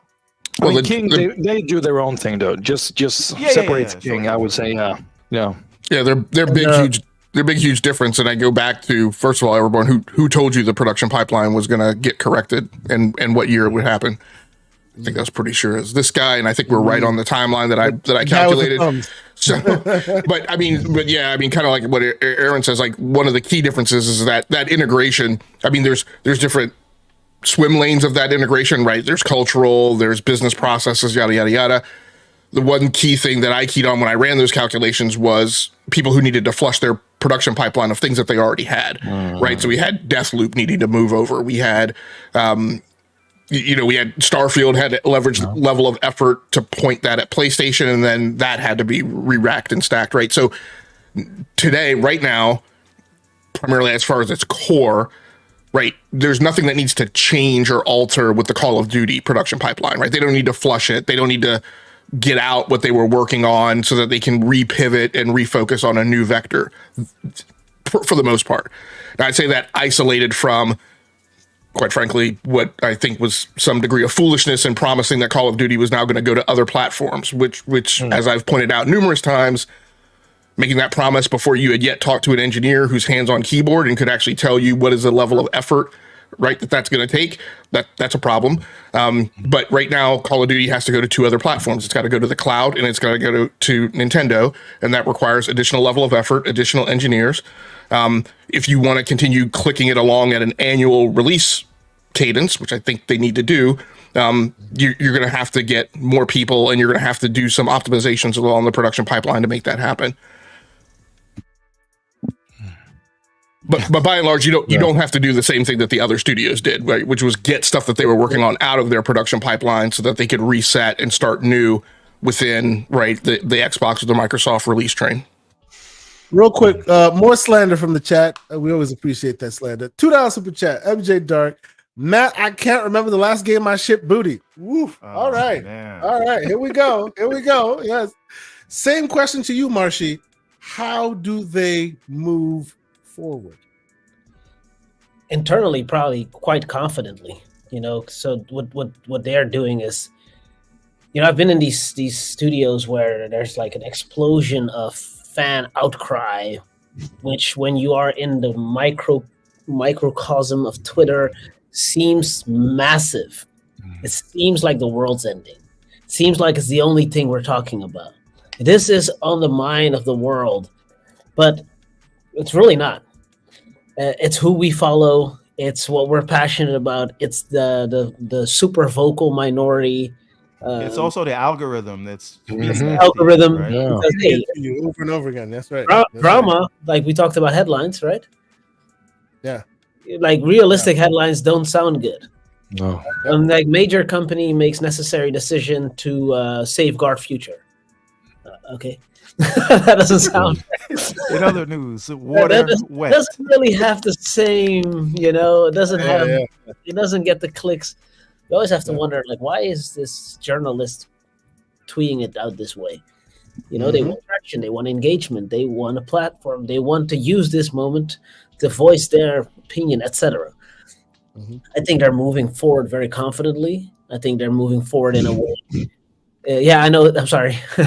From a purely business point of view, they're moving forward. No, I agree. I was thinking about the headlines and the journalistic part. I remember writing headlines in Swedish, and I thought of like the English language. Sorry for a little side note, but the English language has a bigger freedom for headlines like Sony kills studio. But we're in Swedish.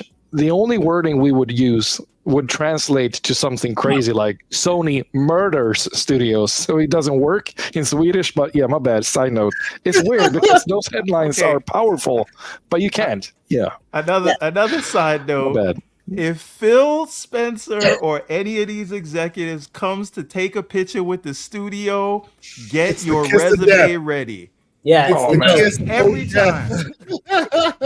If they're talking to you, like Kay, when you go to the summer whatever, don't take a picture with Phil because you might get a call from your company just saying you out of here. Hey, I hear you were around. We're trying to optimize. No, I think internally they will be moving forward confidently. They have the resources. I think that they are, to them, I won't say it's just another PR thing they need to deal with, but it is like something on their checklist. Like on their checklist is getting past this point. How do they do this? Don't say anything. Focus on the big picture, the spending power and the actual Let the game speak. Let the right? game speak. Let the game speak. The influence of the people that are like outraged right now is extremely minimal. They might not believe that, but no, your tweet is not going to make the difference between 3 million sales and 1 million sales. That's not how this works. So real quick, Marshy, I will dovetail that statement you're making, and I'll ask you something else, and it's related to the poll that I had up as well, right? Which is yes, thank you, thank you, Kay. Somebody. I will. It was related to the poll that we had up, right? Some within our community think that like not putting COD in Game Pass day one is the end of Game Pass. It's the end of COD. Everyone will like it'll go from 30x million to like 5 million. It's done. It's a wrap. I think that the hardcore feel that way, but it might not be so cut and dry in the long scheme. I might be wrong. Let me get your opinion on it. Let me tell you that in our chat, and I'm going to end the chat the poll right now. 119 folks voted, and the question was: if you are a consumer and you know, and of course it's speculation, that putting COD into Game Pass day one would mean closures of your favorite X developer, whatever developer. Would you be okay with that, right? And the options were, yes, damn it, they promised. No, I'll buy it instead. Or I plead the fifth. And of those three choices, the no, I'll buy it, won 38% to 32% of, damn it, you promised. And then 30% abstained and said, I'll plead the fifth. What are your thoughts, sir? Is it the kiss of death?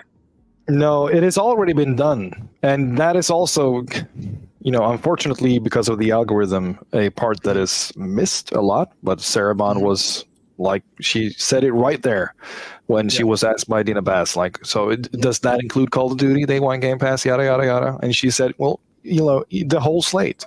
So she already confirmed it, ish, like she didn't literally say yes, Call of Duty. They want to well. Save it for something under the show. Yeah, they want to be able to say something. Yeah, of course. Yeah. So I do think that the answer is already there. Like this is the move they making. Yeah. How about you, Marshy? What are your thoughts? Yeah, is it the kiss of death, or can they move forward and somehow? Some people will get a little butt hurt, as it were. Fine kiss of death. This concept of if Xbox does not do this one thing, it's over. If Xbox does this one thing, it's over. It's laughable. Based on the resources they have, based on the influence they have, based on the reach they have. Like Aaron said, this is very likely happening. And what will happen is that will be tomorrow's story. And then there will be another story. And 2 stories later, nobody remembers this. People will be like, my bad, go ahead, my bad. Yeah, and people will be like, oh my God, so they are actually bringing COD to Game Pass. Some people will be like, hallelujah. Some people will be like, that is absolutely not sustainable. They'll announce that they are opening a new studio. They'll announce that they're buying a new studio, that they're closing a studio. So we've seen this story play out so many times now. It's just the flavor of the day. It's this story next week, next month, next year. There will be some distraction. Ubisoft will do something that will make people go, what? Mm-hmm. So I think they're moving forward extremely confidently into the showcase. Mm-hmm.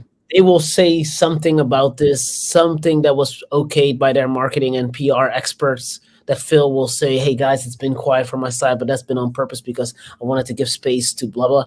And then people will be like, oh, they're human. And they will move on. And now whether so somebody's like, no way COD is going in Game Pass, whether COD is going in Game Pass or not, they might put the base game in Game Pass and say, oh, you need to pay extra for this. They might just say only multiplayers in Game Pass. You need to buy the base game if you want to experience the incredible single player experience. They'll figure it out. We together could figure this out. Game Pass will fail when one game doesn't hit day and date, especially COD. Yeah, just to this whole conversation and Phil Spencer and their PR moves, I think it's crazy that we already see signs of them falling back into he's a man of the people. You guys have probably seen. Yeah, he's a man of players. Yeah, and like, that some players nuked his camp in Fallout 76, and now there's a picture floating around where he has prepared the mission officer on deck in his game to be able to launch nukes back. He's ready to nuke him. He's ready nuking. Yeah, That's and, right. Players, the fans are like, yeah, he's still a gamer. I forgive them. It's the weirdest PR moves, but if I was Phil and they nuked my base, I'd just close another studio. Every time you nuke me, I nuke you back. That's right. Game Logic, sir. What are your thoughts? Yeah. First off, 2 questions before we close this all up. First question: is COD not in Game Pass day one, the kiss of death? And what is your opinion? The kiss of death for Game Pass, not for Xbox. For Game Pass. For Game Pass. Yes. I'm not going to answer either one of those questions because I'm not sure that I care. Okay. What I'm going to speak to is the future, right? And this is going to lead into another question. Number one, whatever they do, they need to get to a point of some type of, I won't entirely say, I mean, as a software engineer, my feelings are deterministic, right? Repeatable. I'm not going to use those terms in terms of absolutes, but they need to get to some type of release cadence, right? That people are comfortable in. And when I talk about release cadence, because I've seen some of the comments in the chat about like how many games look, when I talk about release cadence, I talk about turn 10, right? When I used to go back 5 years ago and be able to say, you guys love Gran Turismo, like that head of Polyphony, he must have some Sony executive's kid tied up in the basement, because Polyphony puts out a game whenever the flip they feel like it, right? You get Gran Turismo 6. Yeah. You get Gran Turismo 6 come out on the PlayStation 3 literally a week after the PlayStation 4 launches. Like Polyphony just don't care, right? Didn't they release like a demo on one platform and then the full game on another platform? Right. Yeah. So when you look at turn 10, and like in the span of time that Polyphony puts out a Gran Turismo, you get like 3 versions of Forza, sometimes 4.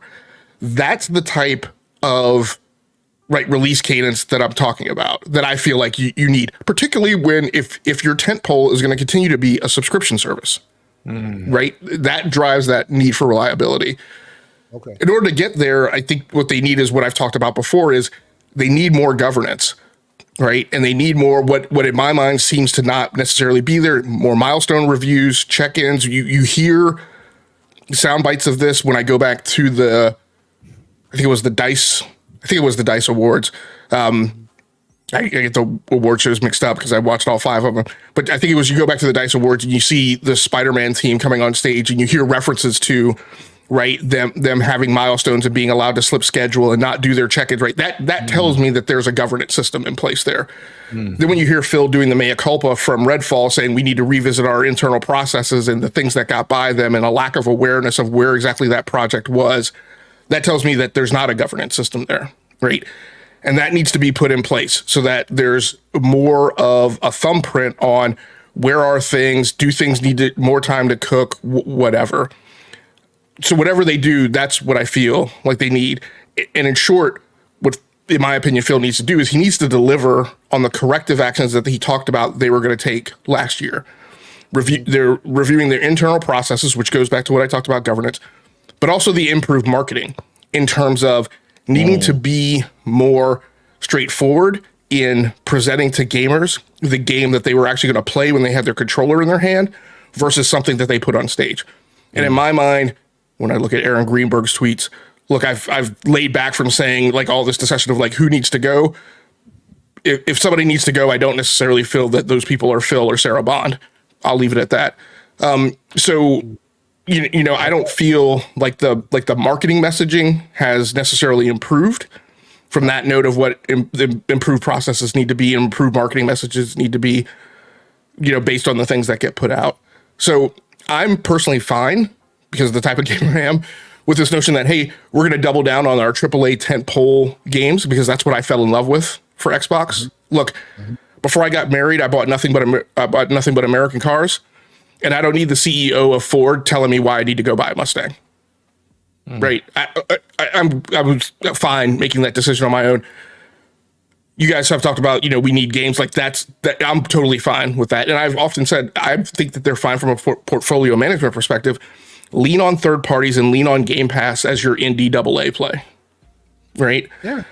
Totally fine with that. But my big thing is just start speaking on business. Right? Aaron made references before. I feel like the dynamic that we're seeing going on, to me, feels like, again, I've been studying Microsoft for a very long time at a very granular level. Not as close as Paul Thurrott, but I pay attention to what Paul Thurrott says and have read him extensively, right?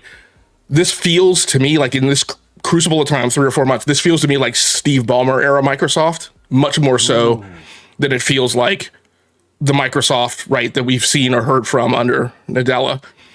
And so my feeling is when we point at the teams who have responded to adversity, we point to Hello Games, we point to a certain extent to CD Projekt Red, who went radio silent, put their heads down, did the work.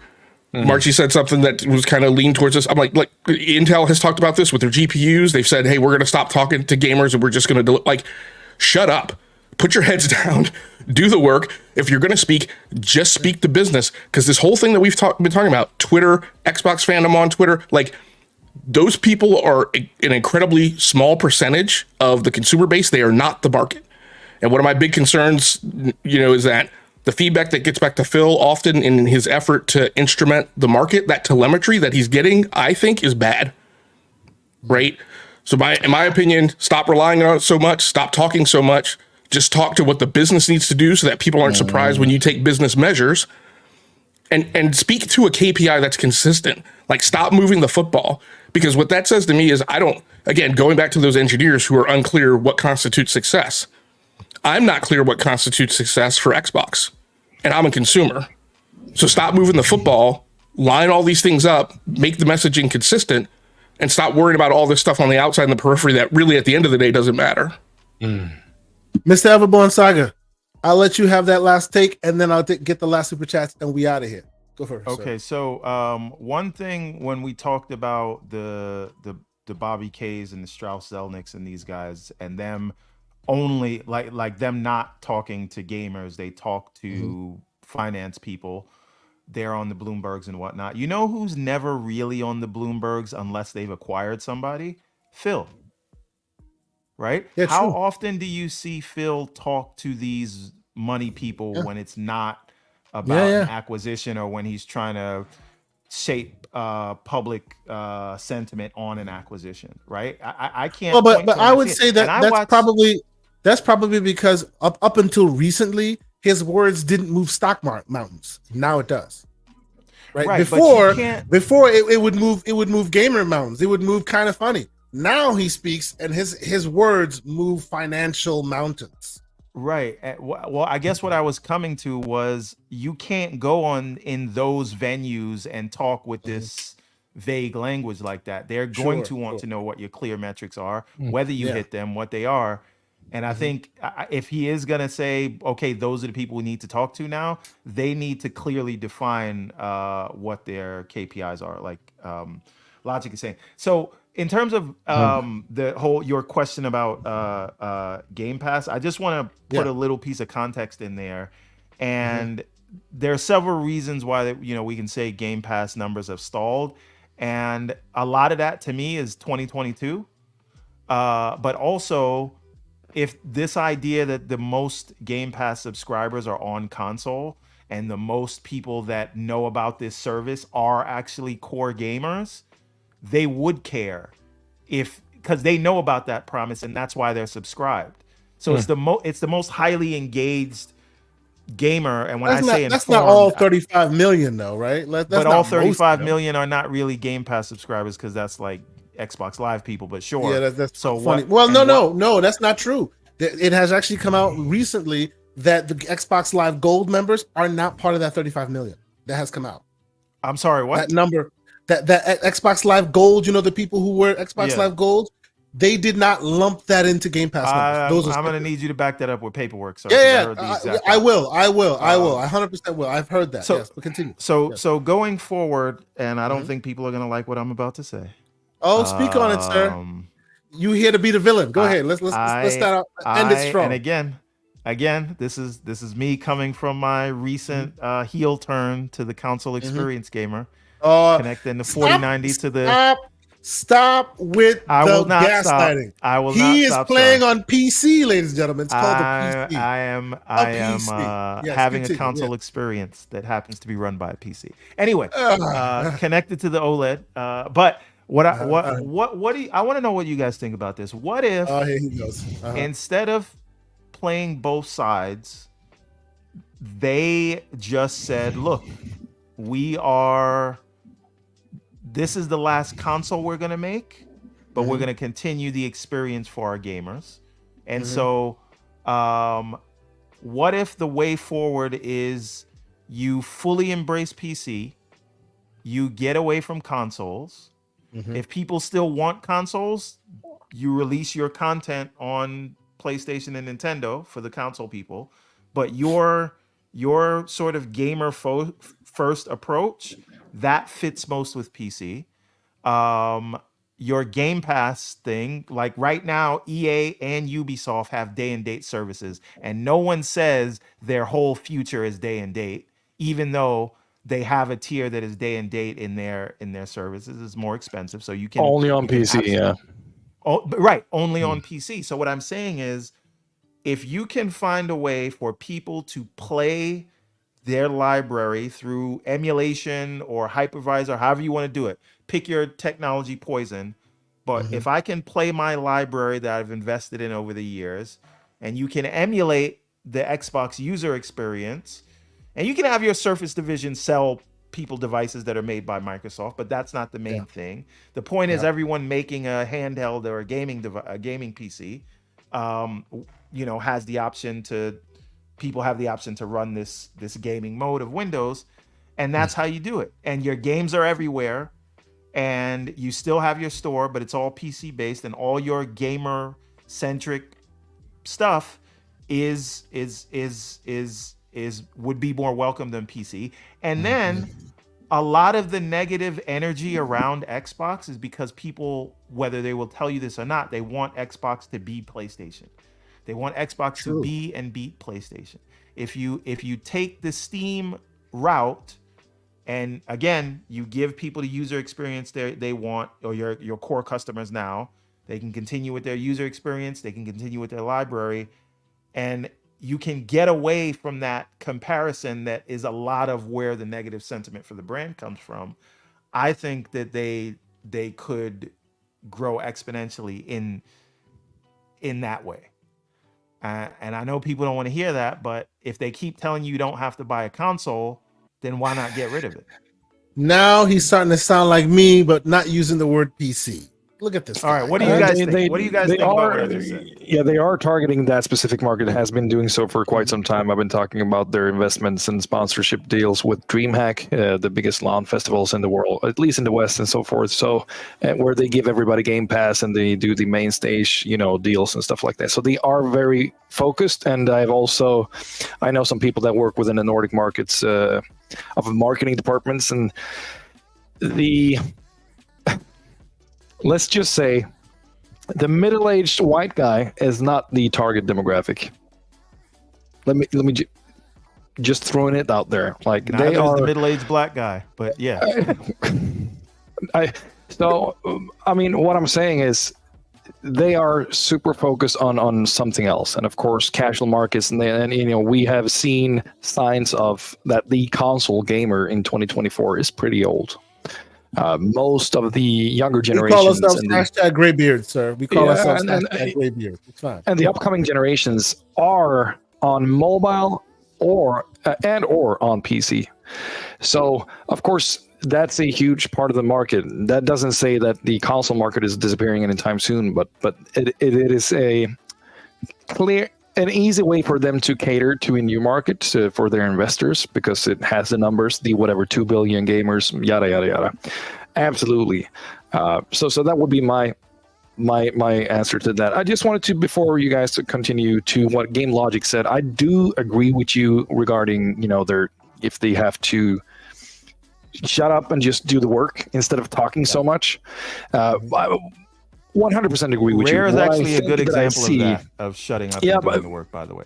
Absolutely. But what I'm saying is, we've also seen, at least from my part, sitting and covering these things and also working against retail during a year in 2013, the attitude against Xbox after the debacle around the Xbox One launch, they needed something to regain the trust and the faith within the media.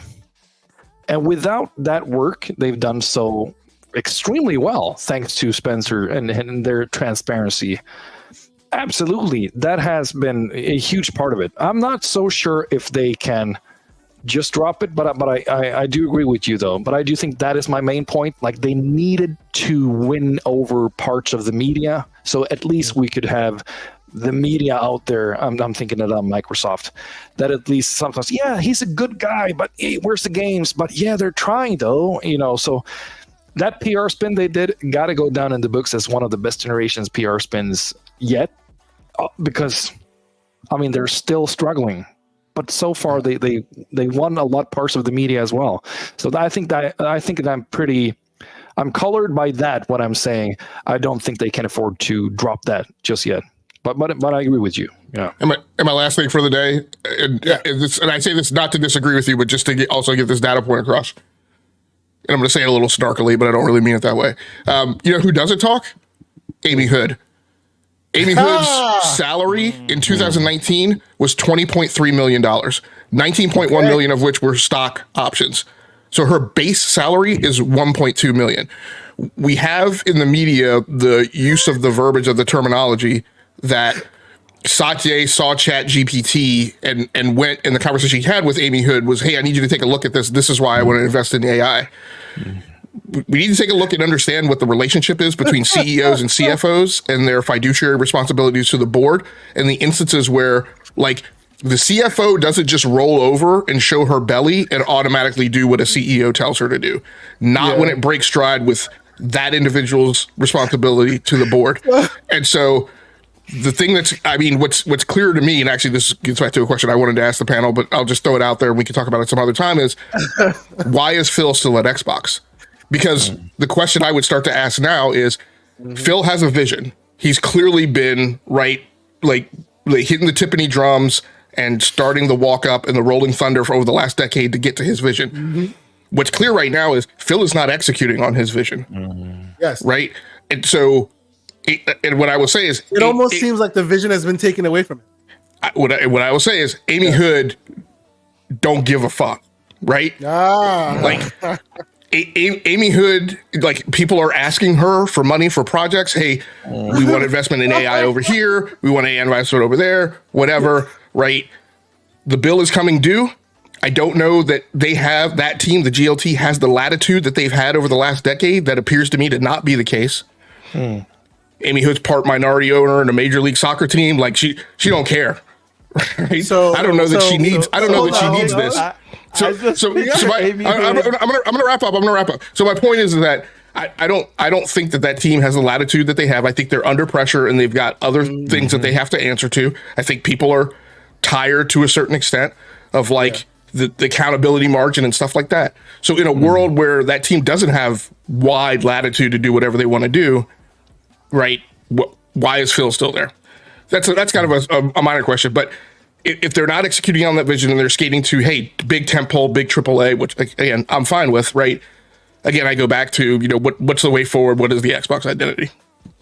So I was just saying, when you said that, I always picture Amy Hood walking through the Microsoft offices with a ski mask, a hoodie, and black Air Force Ones, talking about who she needs her money from.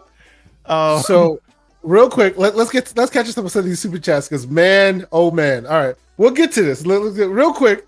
$5 super chat, JD Gamer, the great JD Gamer. He says, at MJ Dark, the last game booty shipped was in 11/10/2023 for COD. If you're gonna give them smoke about ABK, then you must also give them the credit. Okay. Jayla Rambert with a $10 super chat. He says Xbox has to stop stepping on rakes. They have the capability to turn the corner turn the corner of the gaming industry if they could just stop stepping on rakes, mainly because they're consumer friendly. And then JD Gamer finishes it off by saying, at Everborn, another $5 super chat. Thank you, sir. He says, Everborn, you and others going to PC are helping Microsoft realize their original vision that PC wins. By extension, if PC is inevitable, MS doesn't win.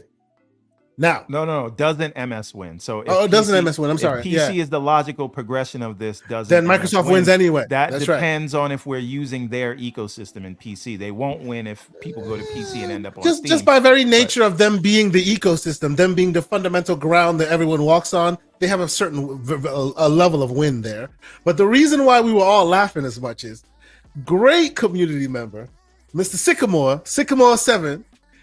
We always beat up on him because every time we speak about Phil Spencer, it's like, and this for my Eastern folks in the room, I apologize, I'm just making jokes. It's like he spits on the ground and throws a shoe every time you say Phil Spencer. I'm like, where on the doll did Spencer hurt you? But when you talk about Amy Hood, this is what you get. This is what you get. That's all you get. Whatever you talk about. And then, of course, he has to finish it off with a super chat. Salute to you, good sir. With a $20 super chat. He says, sir, I love your logic. Amy Hood for the win. Thank you. Why is Phil here? Logic, love you. Yes, we understand. Just to make it clear, right? When I said why is Phil Spencer, I don't mean why hasn't Phil been fired.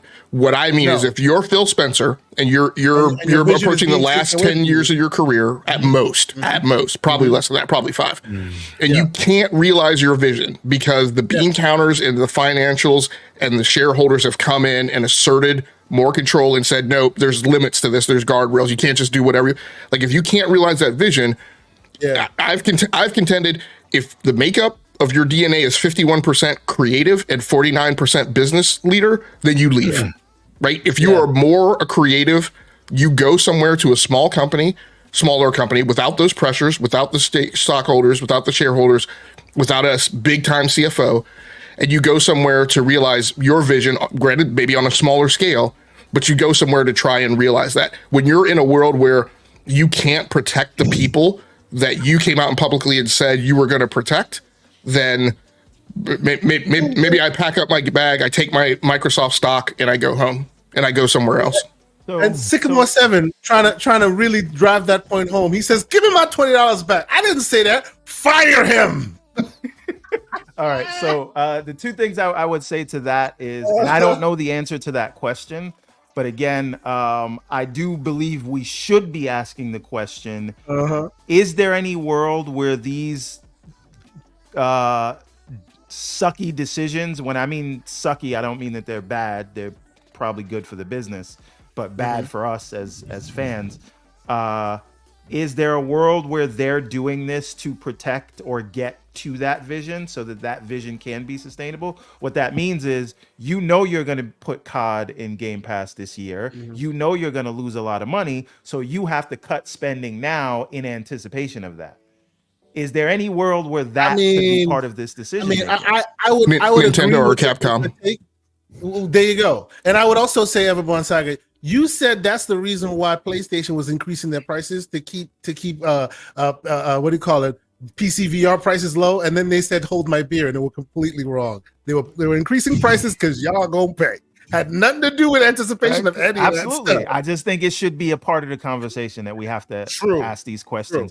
And then it also comes back to my question: is this an indicative of a bad foundation, or is it this is a rough time right now, but there obviously were going to be, they always say the hard work starts after the acquisition is approved, and is this just the result of hard things that have to happen after you've made an acquisition? So is this temporary, or is this a larger problem that will persist? And that's a question that I don't think enough people are asking. Nerds and Other Legends, $5 super chat, says, why doesn't Microsoft just launch a new smartphone with a custom Xbox OS? Doesn't anyone think that a third-party mobile store is not dead on arrival? If you're not giving me Courier, I don't want to see. I don't want to hear talk about Windows on mobile. Brother, if you slander the vision, the Messiah that was supposed to be Courier, then we're done. We're done. I'm just joking. No, I'm not joking. I am with you, sir. I am with you, good sir. You know what I would invest in?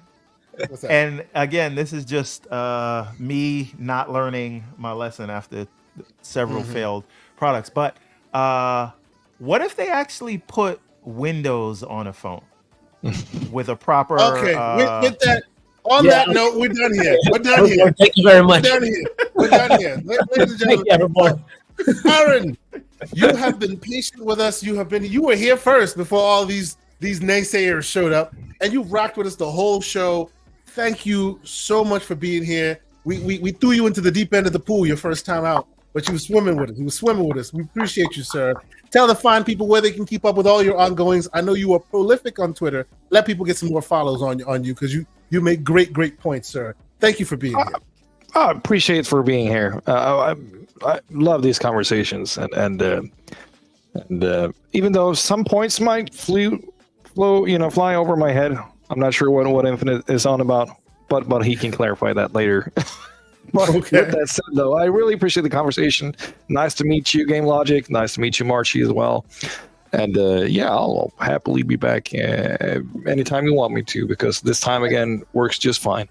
And don't need to follow me if anybody needs to see what I do on Twitter. I have 2 different Twitter. I guess Spoiler Spaces is the one that I'm using for the North American kind of interactions regarding gaming, but I don't do that many hot takes at all. I'm very boring.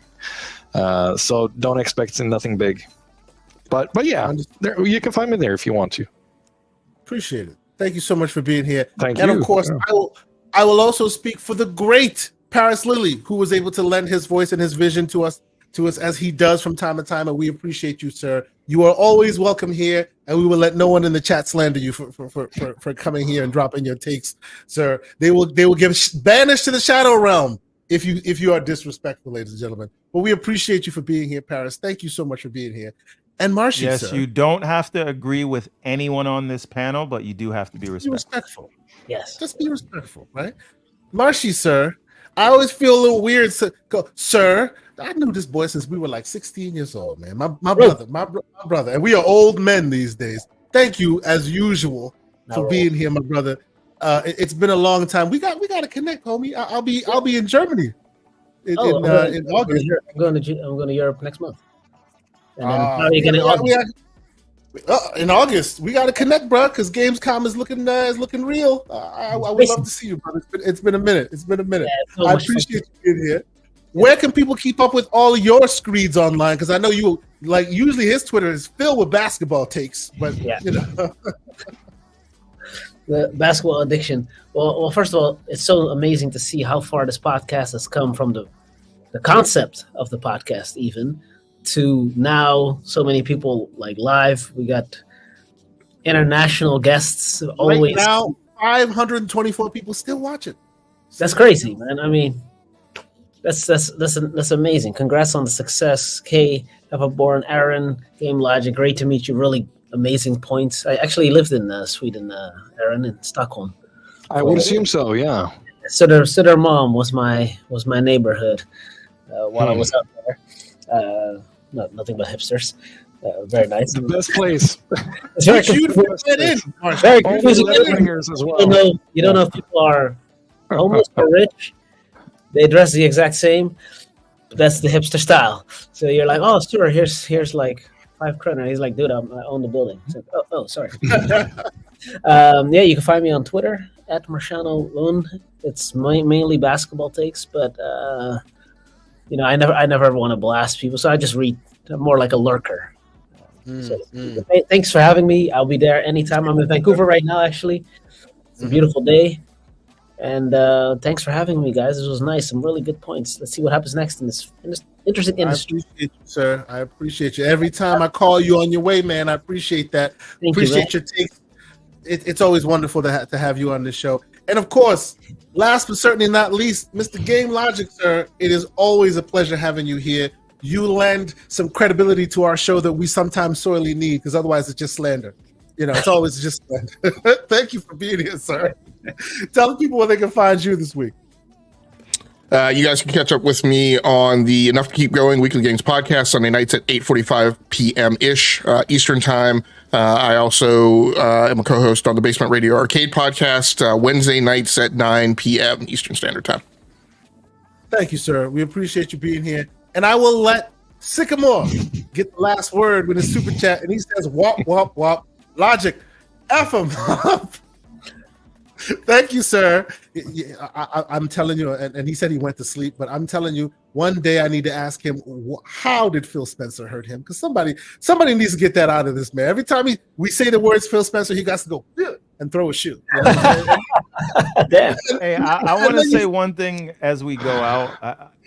Right now, things suck, but I also believe in, and I say this in the DMs all the time, but it's also important to light a candle instead of cursing the darkness all the time. And so, which is why we start out with what games we're playing. But I am very excited for Hellblade 2. I'm very excited for the June showcase. I'm very excited for the potential of ABK going to Game Pass. And if Game Pass is a success, what that could do to the industry. Those things are exciting, and that change is exciting. I'm excited to see what Xbox does in the handheld and PC space. So it's not all doom and gloom. There's a lot of things to be excited about. And I like to have a balance of those things. We can have serious talk, but we should also focus on the things we are actually excited and happy about. And there's a lot of stuff to be excited about on the Xbox side, believe it or not, believe the timeline or not. And with that, we are at 3 hours and 59 minutes. My legs are turning to jelly. Play Animal well, ladies and gentlemen. We out. Nice to be in orbit.